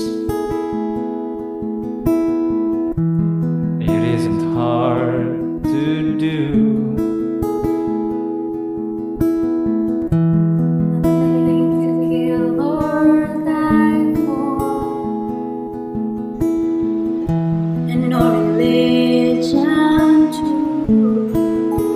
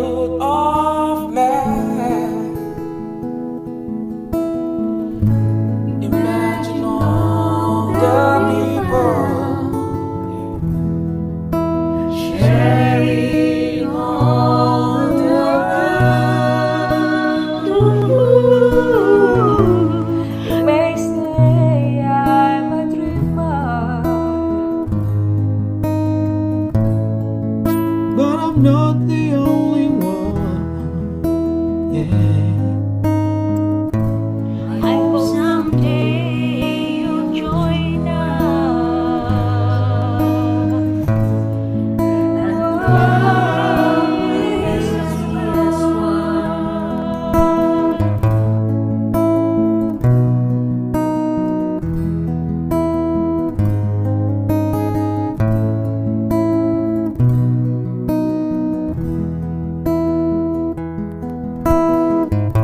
I hope someday you'll join us, and the world will lead us one.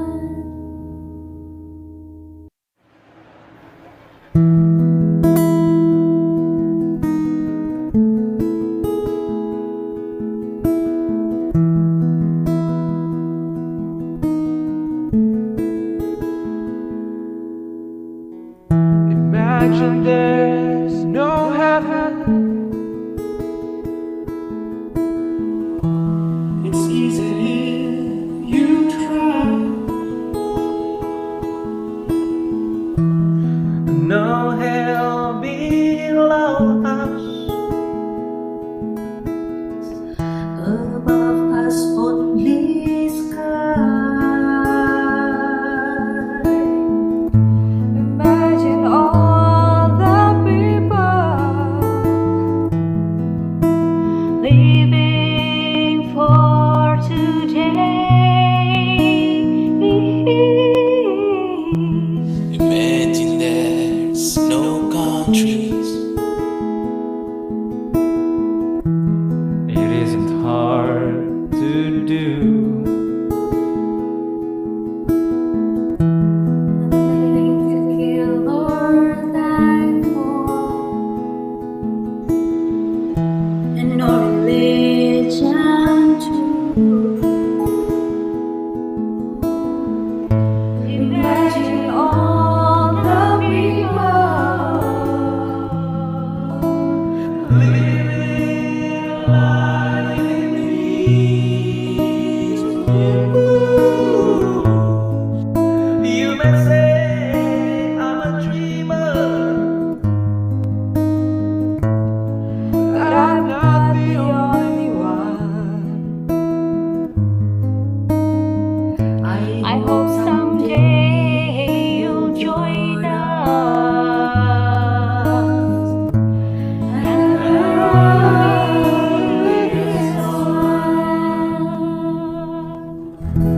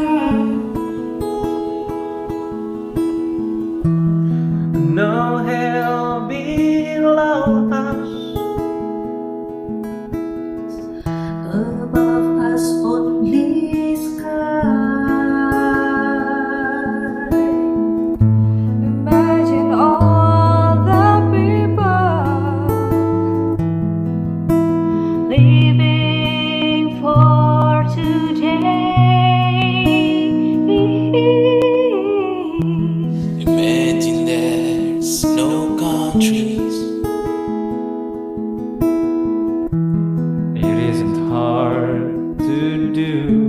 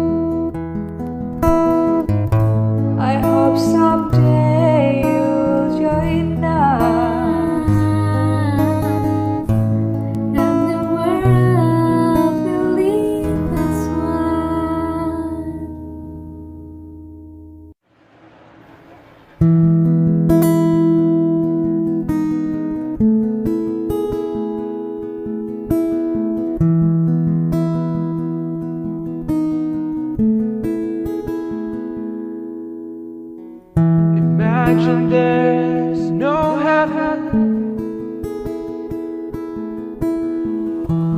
It's easy if you try. No hell below us. Above us only sky. Imagine all the people living for today. Imagine there's no countries. It isn't hard to do.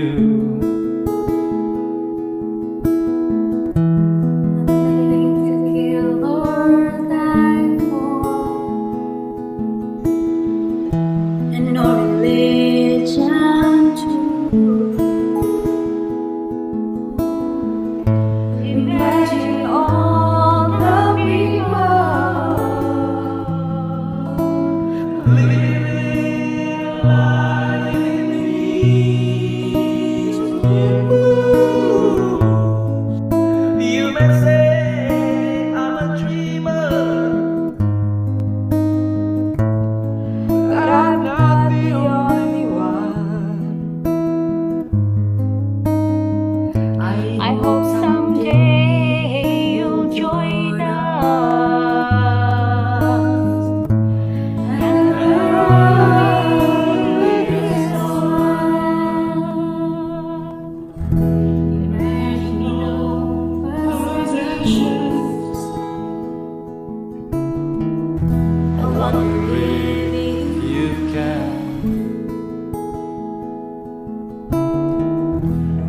need for greed or hunger.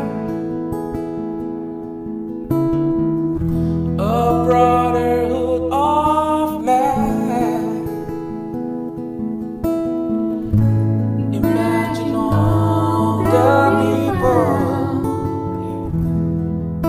sharing all the world. You may say I'm a dreamer, but I'm not the only one. Yeah. I hope someday you'll join us. And the world is as one.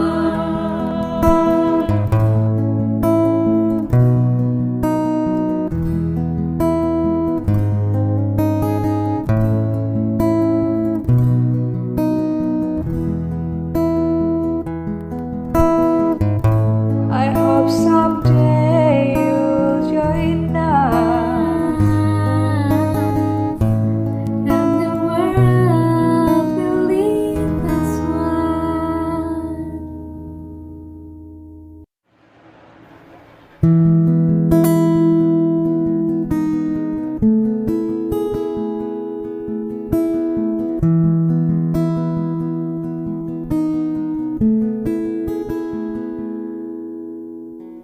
Imagine there's no heaven. It's easy if you try. No hell below us. Above us only sky. Imagine all the people living for today. Imagine there's no countries. It isn't hard to do. Nothing to kill or die for, and no religion too. Imagine all the people living life in peace. You may say I'm a dreamer, but I'm not the only one. I hope someday you'll join us, and the world is one. Imagine no possessions. I wonder if you can. No need for greed or hunger. A brotherhood of man. Imagine all the people sharing all the world. You may say I'm a dreamer, but I'm not the only one. Yeah. I hope someday you'll join us, and the world is as one.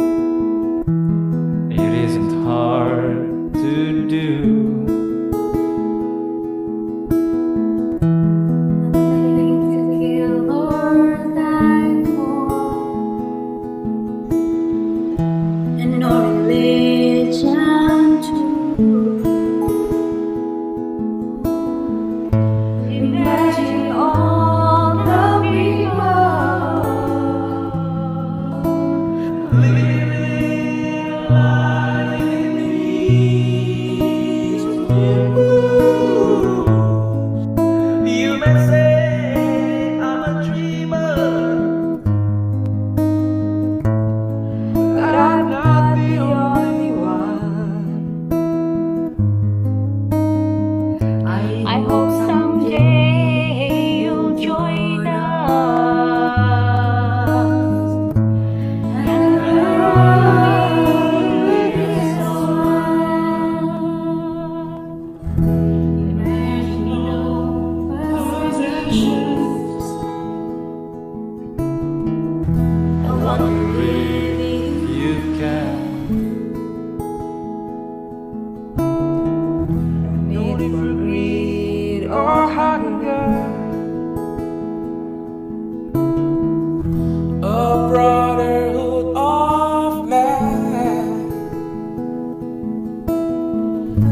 Imagine all the people sharing all the world. You may say I'm a dreamer, But I'm not the only one. Yeah. I hope someday you'll join us and ride this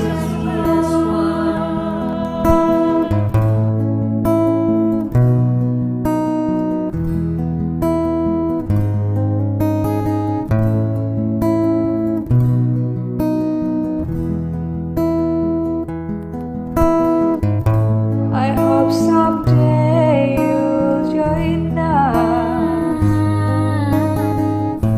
and the world will leave as one.